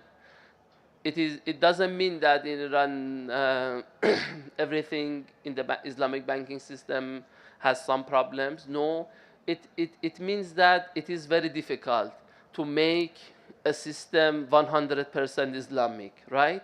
With no room for dual banking. It is a kind of wish to put all the system 100% Islamic, right? So there are some problems. I mean to give you the opportunities and challenges both together. Considering opportunities, next slide please. Considering opportunities, 95% of population are Muslims, just like Pakistan and some other countries, that most of the population are Muslims. This is a kind of, in my view, opportunity. It is important. There is demand for Islamic banking in the country. We have an independent act, right? Riba-Free Banking Act. It is important. It is a pillar for all the system. It is not just a jurisprudential issue. It has, Islamic banking has come to laws and regulations. It is important. We have almost 4 decades of experience. It is also important. We have Sharia Council at Central Bank of Iran. It is the high-level council in the Iranian system. In Iran, you should note that the system is a bit different. Sharia supervision is a bit different from other countries like Malaysia and Indonesia. In that countries, each Islamic bank, right, has its own Sharia board or Sharia committee, right? But in Iran, we have one Sharia, high-level Sharia board at the central bank, but at each bank, we have one Sharia supervisor, not Sharia board, right? That supervisor works under the fatwas of central bank Sharia council, right? So we have one Sharia council at the central bank level. At each bank, we have one Sharia supervisor. Totally, we have 30 banks, so that we have 30 Sharia supervisors. It is important to pay attention to this one. Next slide, please. Number 18, challenges. About the challenges, brothers and sisters, as you know, the Islamic banking totally is a new issue. It started from some books, as it was mentioned, for example, from Mertirsad, Al-Bank al-Arabawi, or Iqtisaduna, our economics, our economy. So comparing to conventional economics or banking, who has a history of more than, for example, 300 years or things that like that, this field of study seems to be new, and because of that, education and research is very important here. So it is completely normal that we have some challenges. It means that we need research. Challenges, it means there are some questions, and we should go for to answer these questions.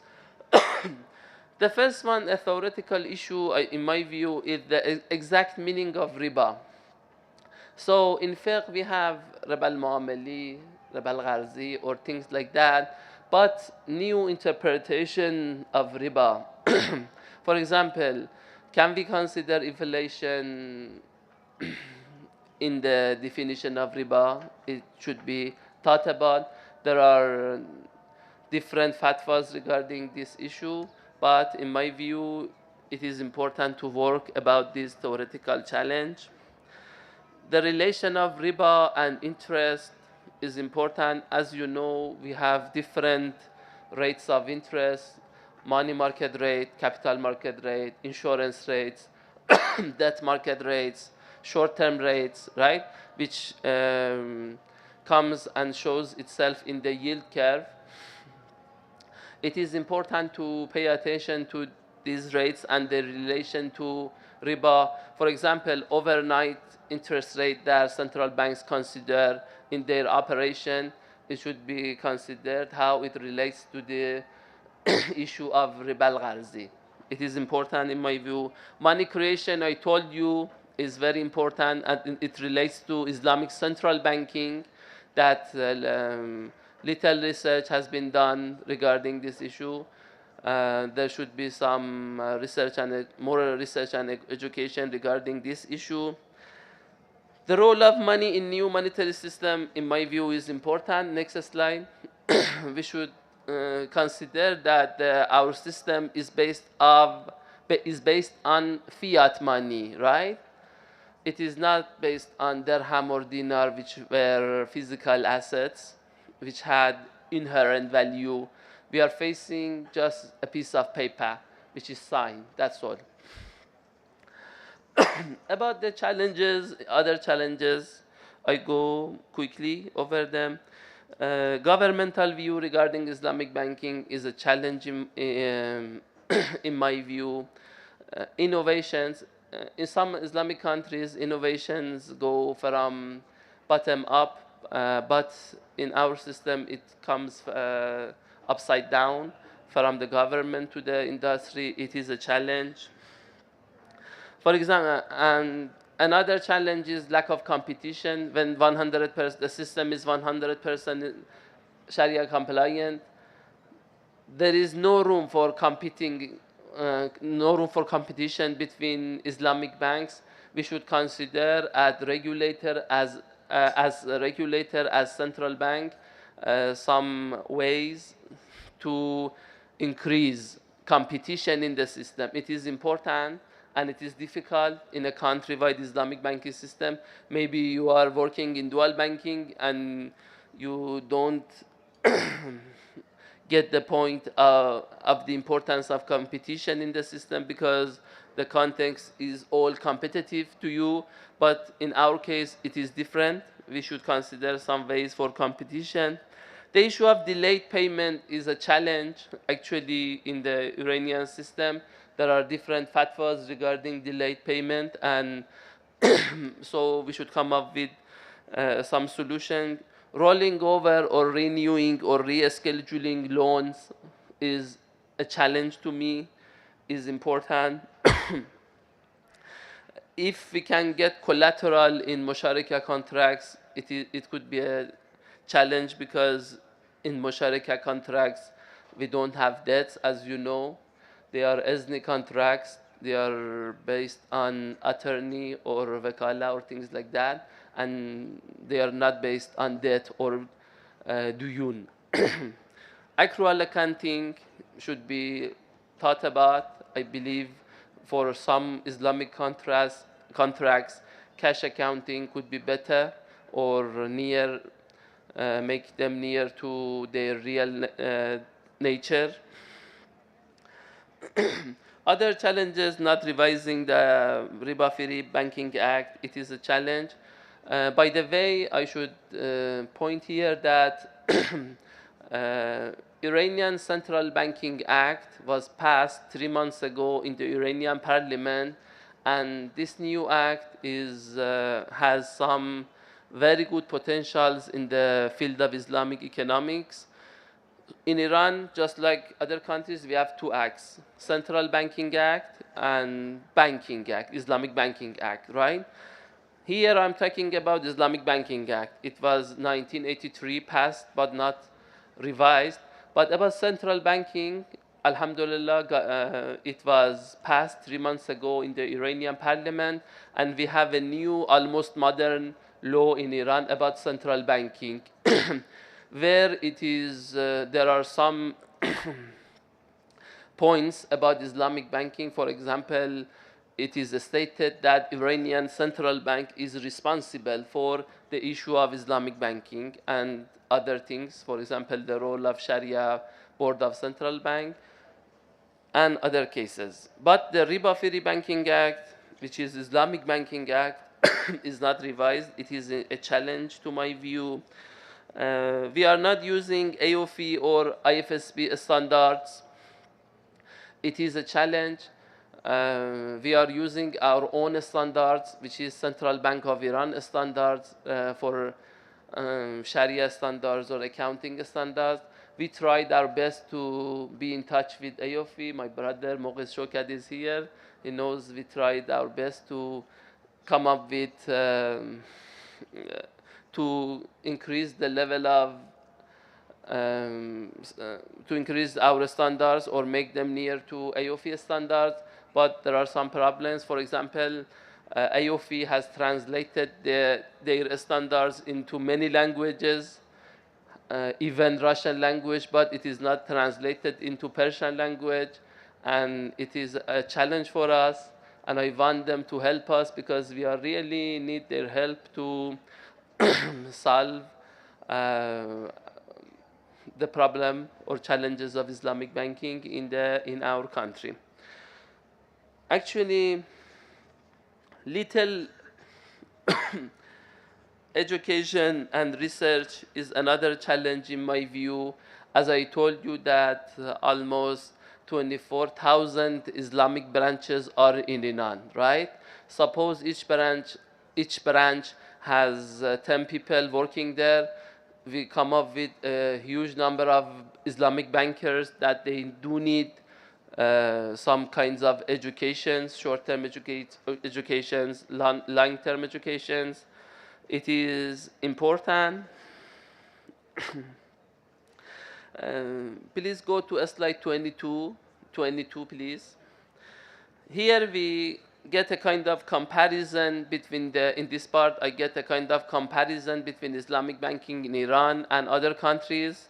It should be interesting for you. I told you that we use Vakala in investment account, but in other countries, usually Muzaraba or other ways are used. We have Bay'ud-Dain in Iran, right? Debt sale is permissible based on fatwa of Sharia Council of Iran, but debt sale which are related to real activities, right? Debts that are generated from real activities, for example, from Bay, or from Ejara, or from other activities. Fake Dain or fake debts are not permissible based on the fatwa of Iranian Sharia Council, but real debts which are related to real contracts or real activities is considered Sharia compliant based on the fatwa of Iranian Sharia Council. But it is this way, as much as I know, is not acceptable in some other Islamic countries. We have one single Sharia board that I told you, but in other Islamic countries, each Islamic bank has its own Sharia council. Zakat payment is not that much common in Iranian system. Instead, we have Qarzul Hassan institutes. They are very active in helping the poor people. It is important, and they have a very important role in microfinance activities. I told you sukuk is used for monetary policy. It is also important in the Iranian system. It is used to come up with conclusion. I believe that the endeavor of the Iranian banking system was a tough job of implementing Islamic banking or Sharia compliant banking in all the system. Considering the 4 decades of experience we had lots of success, but some challenges that should be thought about, and we should work on them. Considering your experience, other Islamic countries' experience, considering international standard setters like AOFE or IFSB, and by making use of the experiences of these experiences, we at the Iranian Central Bank try our best to, inshallah, come up with solutions regarding these challenges. At the end, I again again, my thanks will go to Minhaj University and all brothers and sisters here. Thank you. Wassalamu alaikum wa rahmatullahi wa barakatuh.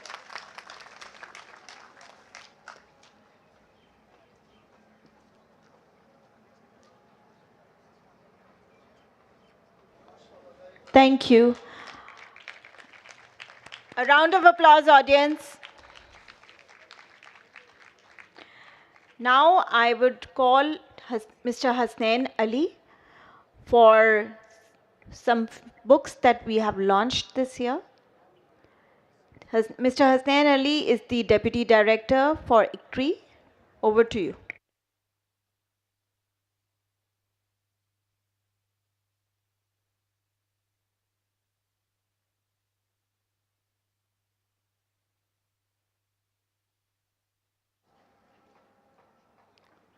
Dear ladies and gentlemen, esteemed scholars and speakers, yesterday we launched 3 books.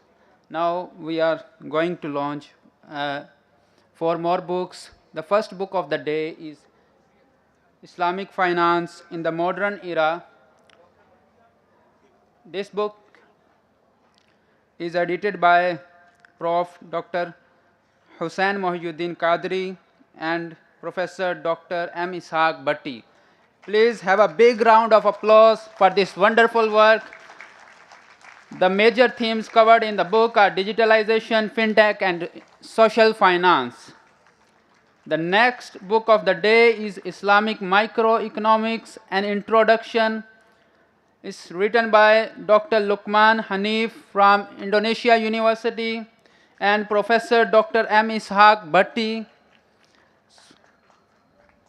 Please have a big round of applause. We are going to the end of this wonderful and fully packed conference. The third book of the day is in Urdu. Okay. So this second book is about Islamic microeconomics that covers Islamic contract theory, Islamic consumer behavior, and microeconomics, conventional microeconomic concepts from Islamic perspective. So the third book is in Urdu.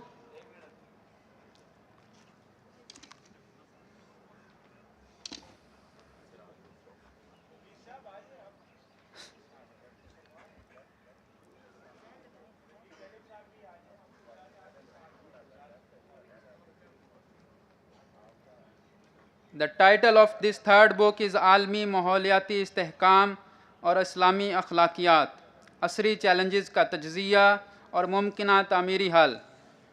This book is written by Professor Dr. Hussain Mohiuddin Qadri, and this is first of its kind of work in Urdu language, which covers this very global and hot topic about global environmental sustainability and Islamic ethics. And this book is composed of 500 pages.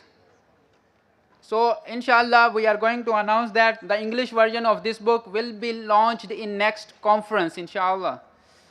So the last book, last but not least, the final book of this conference is Cryptocurrencies in Urdu, Cryptocurrencies or Unka Shari wa Ilmi Mahakama. The English version of this book has already been published and launched last year and is available on the sales center Minhajul Quran International. So the major contribution of this book has about the internal parameters of currency from Islamic perspective and external parameters. The author also evaluated different types of digital currency and tokens and central bank digital currency and provides scoring to those currencies, and conclusion is that the central bank digital currency is the most closer to the Sharia principle. The other forms of currencies are having some problems as per the Sharia guidelines and Sharia principles. This book also clarifies the misconception around the digital form of money, digital money, cryptocurrencies and digital tokens. This is very basic and fundamental and written in an easy way for the comprehension of students, academia, and different scholars, especially for youth who are indulged in those activities, especially online scams about the cryptocurrencies, crypto tokens. So this is a must read for the youth. Now is available in Urdu and English. Thank you. Please have a big round of applause for these all wonderful works penned by Dr. Hussain Mohyuddin Qadri and Professor Dr. Ishaq Bhatti. I would now request Dr. Khurram Shehzad, the registrar and the conference convener from Minhaj University, Lahore, to kindly announce the Best Paper Awards. Thank you very much. Dear audience, it is also our custom that we give and present the Best Paper Awards, 3 Best Paper Awards every year. So this time we have done the selection of the Best Paper Awards after 2 stage reviews. Like first we have just done the peer review, blind peer review of those papers, and afterwards we have given those papers to the session chairs and moderators of these 6 technical sessions of the conference, and the session chairs have continuously seen their presentation. That award is not only based on the content, rather it also based on the presentation and delivery of the content as well. So the first Best Paper Award of the 7th World Islamic Economics and Finance Conference goes to Dr. Ahmed Imran Hunjra. He is from Rabat Business School, International University of Rabat, Morocco. His paper's title is Islamic Banking Development and Macroeconomic Efficiency. The second Best Paper Award of this conference goes to Dr. Noor Laili Abghani from UKM Graduate School of Business. She is the cluster head of the Graduate School of Business. Big round of applause, please. Please appreciate these Best Paper Award winners. And the third Best Paper Award goes to Dr. Ariba Aslam and Dr. Ghulam Ghaus. I would request Dr. Ghulam Ghaus to come and receive the Best Paper Award. The Best Paper Award's title was Comparing Trust in Financial Institutions, a Cross-Cultural Study of Muslim and Non-Muslim Nations. Dear audience, the next award, that is for the outstanding performance in collaboration and partnerships with banks and financial sectors, and that goes to Dr. Ijaz Aslam, Head School of Islamic Economics, Banking and Finance. I would request him to receive his shield. That is a token of appreciation for his continual support and efforts to bring the banks and different collaborators on board for this conference. A round of applause.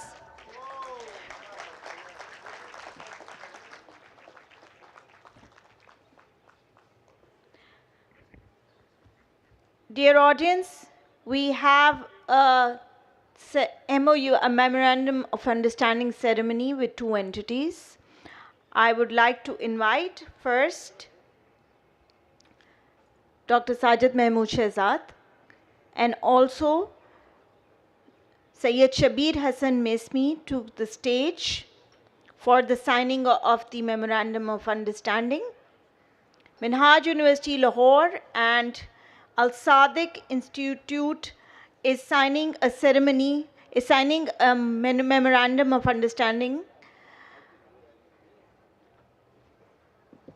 This MOU is between Al Sadiq Institute and Minhaj University Lahore. Dr. Sheikh Shabir Hassan Mesmi and Professor Dr. Sajid Mahmood Shehzad, Vice Chancellor Minhaj University Lahore, both will sign this Memorandum of Understanding between these 2 institutions, and that Memorandum of Understanding is to make some commitments for the promotion of Islamic banking and finance, and to offer different courses and postgraduate diplomas, and to further continuous collaboration and sponsorships of different conferences and seminars.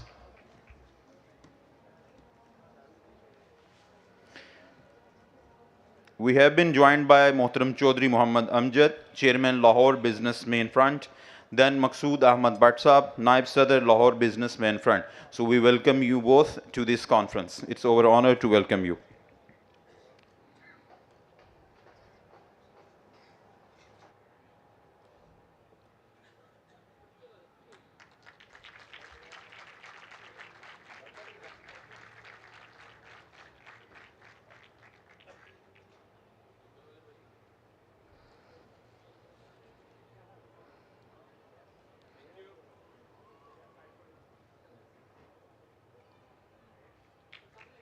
A round of applause.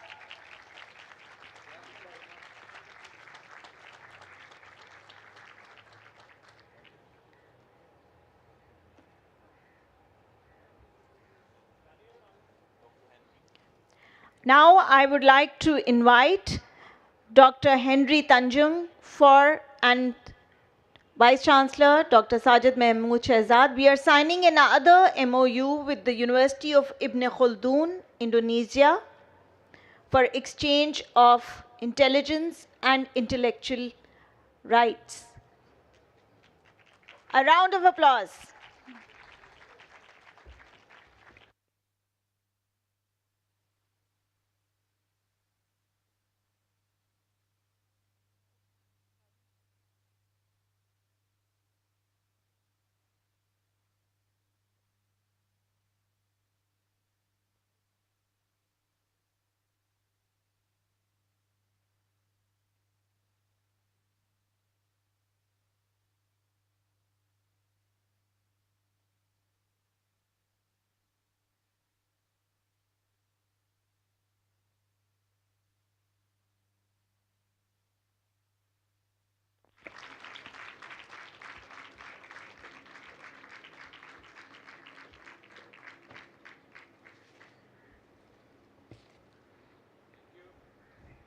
Now we would like to honor our national and international guests with Shield of Appreciation for attending and contributing to this conference. I would request Dr. Hussain Mohyuddin Qadri, the Deputy Chairman, Dr. Sheikh Hussain Mismi, our honorable guests and speakers to kindly come in front of the stage to award these Shields of Appreciation. I would like to invite and call Dr. Shafiullah Jan, the moderator for the fourth panel discussion, to kindly come in front of the stage and receive his Shield of Appreciation. Dr. Shafiullah Jan, I hope you can give a big round of applause. Thank you, sir.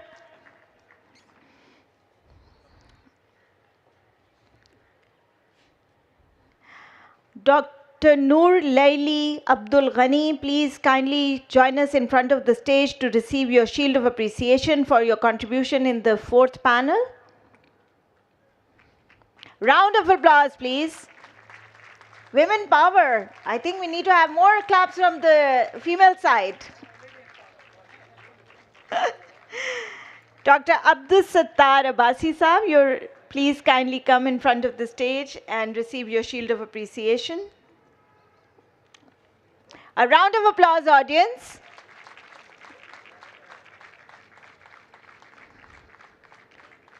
Dr. Saad Azmat, I think he had to leave, but we have his Shield of Appreciation with us. And then Dr. Sayyid Mazhar Abbas Zaidi Saab. Thank you, sir, for being here. Kindly receive your Shield of Appreciation.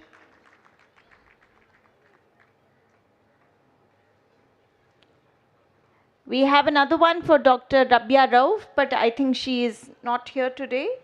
Dr. Hussain Mesmi Saab. Sir, kindly receive your Shield of Appreciation.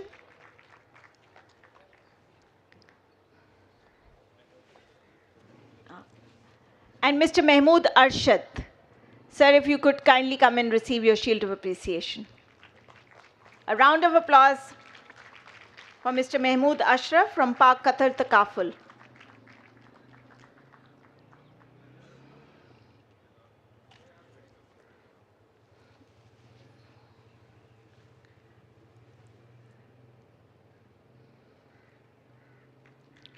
A round of applause. Thank you, sir. Now it is time for the conference synthesis. I would like to invite Dr. Khurram Shehzad for the conference declaration synthesis and also a thank you note for everyone. Thank you, sir. Thank you, Ms. Samreen. Bismillahir Rahmanir Rahim.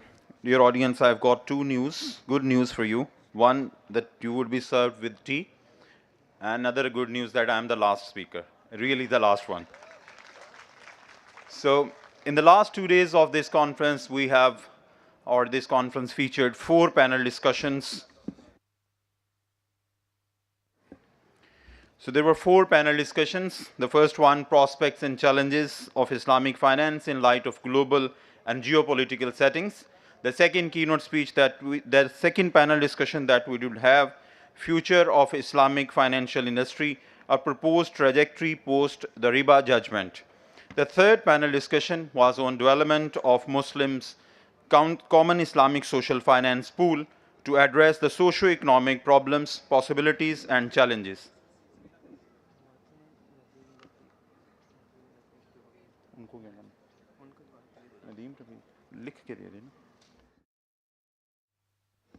And the fourth one was education in Islamic finance, global advancements and challenges.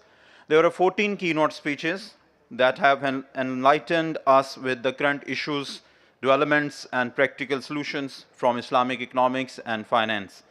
The zenith of this conference was the keynote address of Professor Dr. Hussain Mohiuddin Qadri, who presented a very practical model for Muslim world under OIC as an alternative of IMF.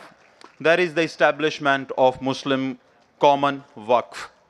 There were 6 technical sessions in which 41 research papers were presented, and those 41 papers were selected out of more than 100 papers that we have received. And our scientific review committee have selected those 41 papers. Some of them were online and some of them were presented physically in the technical sessions. Following our footprints and precedents of last conferences, we presented 2 Lifetime Achievement Awards to the renowned and distinguished contributors in the field of Islamic economics and finance. This year awards went to Professor Dr. Tahir Mansoori Saab and Professor Dr. Humayun Dar. In our mission of continuous dissemination of latest knowledge to the academia and professionals and to guide them about the latest developments and research, 7 books were launched, making the 2 days of this conference intellectually very much rich and blessed one as well. So in total there were 75 speakers in this conference, including keynote speakers, panelists, presenters from 17 different countries worldwide, including Brunei, Malaysia, Iran, Morocco, the UK, USA, Bahrain, Saudi Arabia, Australia, Denmark, Singapore, Indonesia, Nigeria, Egypt, and Qatar. Some of them presented their papers virtually, and most of them presented physically.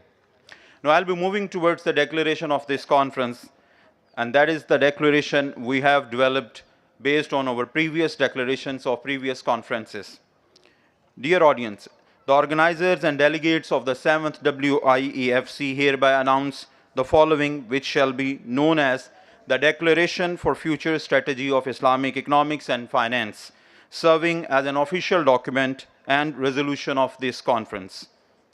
It is unanimously agreed that the development of Muslim Common Waqf Pool for Muslim countries is a dire need of the time to tackle with the socio-economic challenges faced by the countries.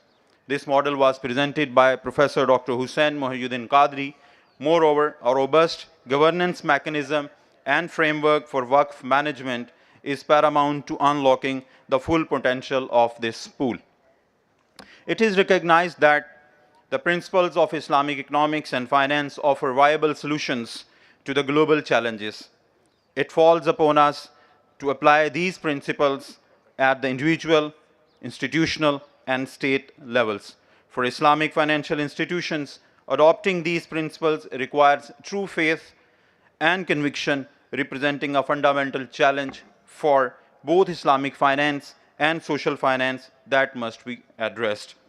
It is further asserted that all institutions, including regulators, legislators, and organizations from the private, social, and public sectors, must play their roles both individually and collectively in addressing the socio-economic challenges faced by Islamic states. Criticism of the Islamic finance industry for failing to achieve the higher goals of Sharia, Maqasid al-Sharia, is also highlighted.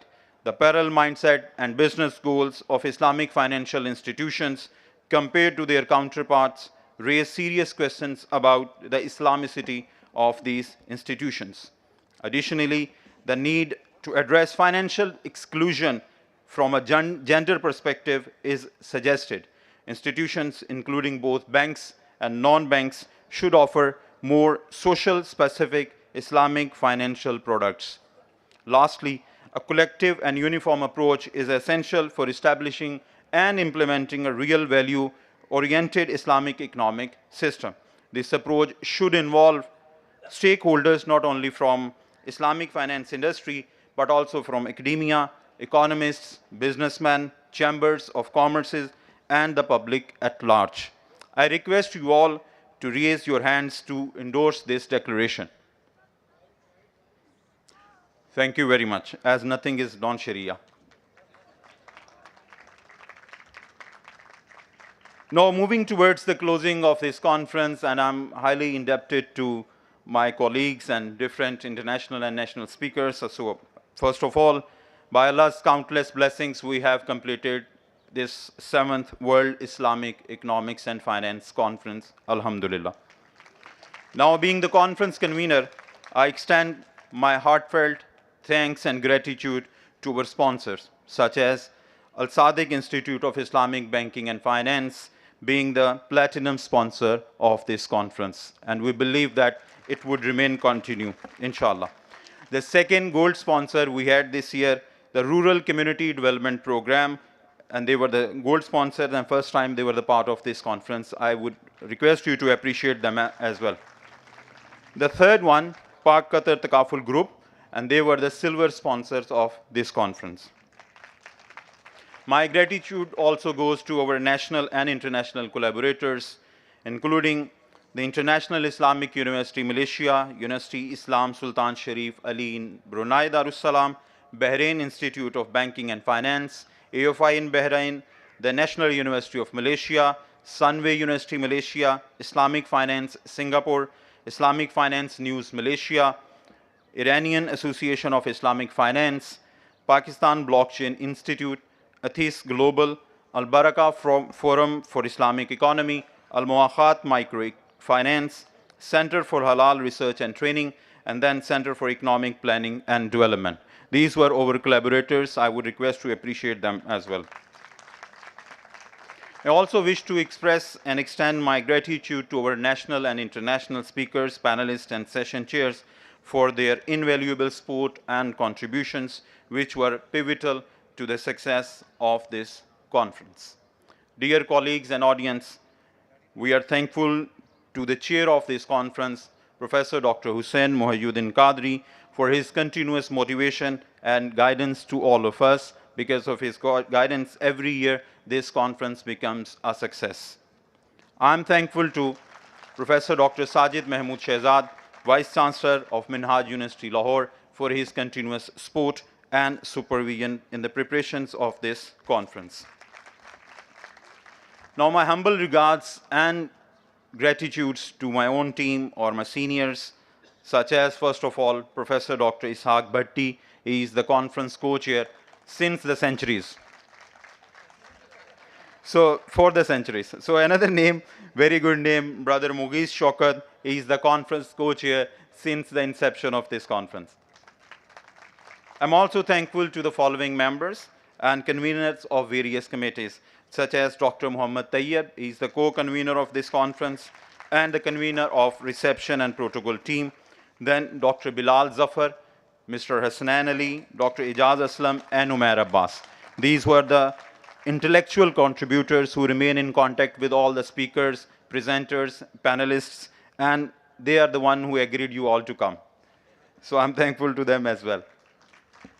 So, Mr. Farhan Javed for providing us the setup, and Mr.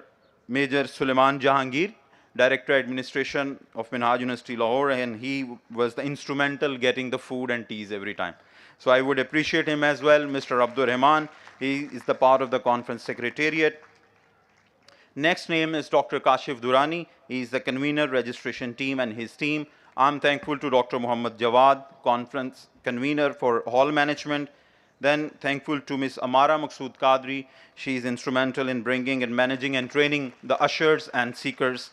out of the students. I'm also thankful to Mr. Suhail Raza for facilitating the visa arrangements related to the foreign guests. I'm thankful to Mr. Shehzad Rasool and his team, such as Mr. Abdul Hafiz Chaudhry Saab, Haji Saaq Saab, Mr. Hafizur Rahman, for the guest invitations. Mr. Mohsin Siddiq, convener IT sport team, I'm thankful to him as well and his team for their continuous support during the technical sessions, panel discussions. I'm thankful to Mr. Imran Haider for guest invitations. Mr. Noorullah Siddiqui, he has provided a tremendous support and his team as well for making this tremendous event whole live on Minhaj TV. I'm thankful to Mr. S.N. Irshad, Director Minhaj TV and his team. Then we have been propagated timely and spontaneously by Mr. Shehbaz Tahir Makki and his team. He's the coordinator of social media team of Minhajul Quran International. I'm thankful to Mr. Nadeem Chaudhry and his team, such as Mr. Ghulam Mustafa Malik, Tahir Shakil, and Mr. Muhammad Umar as well for the designs and for all the designers. Then Dr. Sulaiman Amin and Dr. Rubina Saeed, they were instrumental in producing MUL's documentary. And at the end, a very dearest endorsement for my own staff, such as the staff from the Office of Registrar and Office of the Vice Chancellor, such as Mr. Qasim Ali Shah, Mr. Asif Nazar, Mr. Muhammad Kashif, Mr. Shahzeeb Khalil from the Vice Chancellor's office. They were very much instrumental for the local arrangements and coordination between different offices. I'm thankful to appreciate, and I would appreciate and thankful to Ms. Samreen Khurram Aftab, Ms. Salika, Dr. Faisal, Ms. Tuba Khanam, and Dr. Saud for playing an efficient instrumental role for the stage coordination. So if any name is missed, forgive me. I have a long list of the names, and I'm thankful to the students as well and the participants of this conference. So at the end, I would request, this is all from my side. So now Mr. Rafiq Najam, I would request him for Ikhtatami Dua. Thank you very much, and we'll see you again next year on the same platform with 8th World Islamic Economics and Finance Conference, inshallah, at the end of January 2025, inshallah.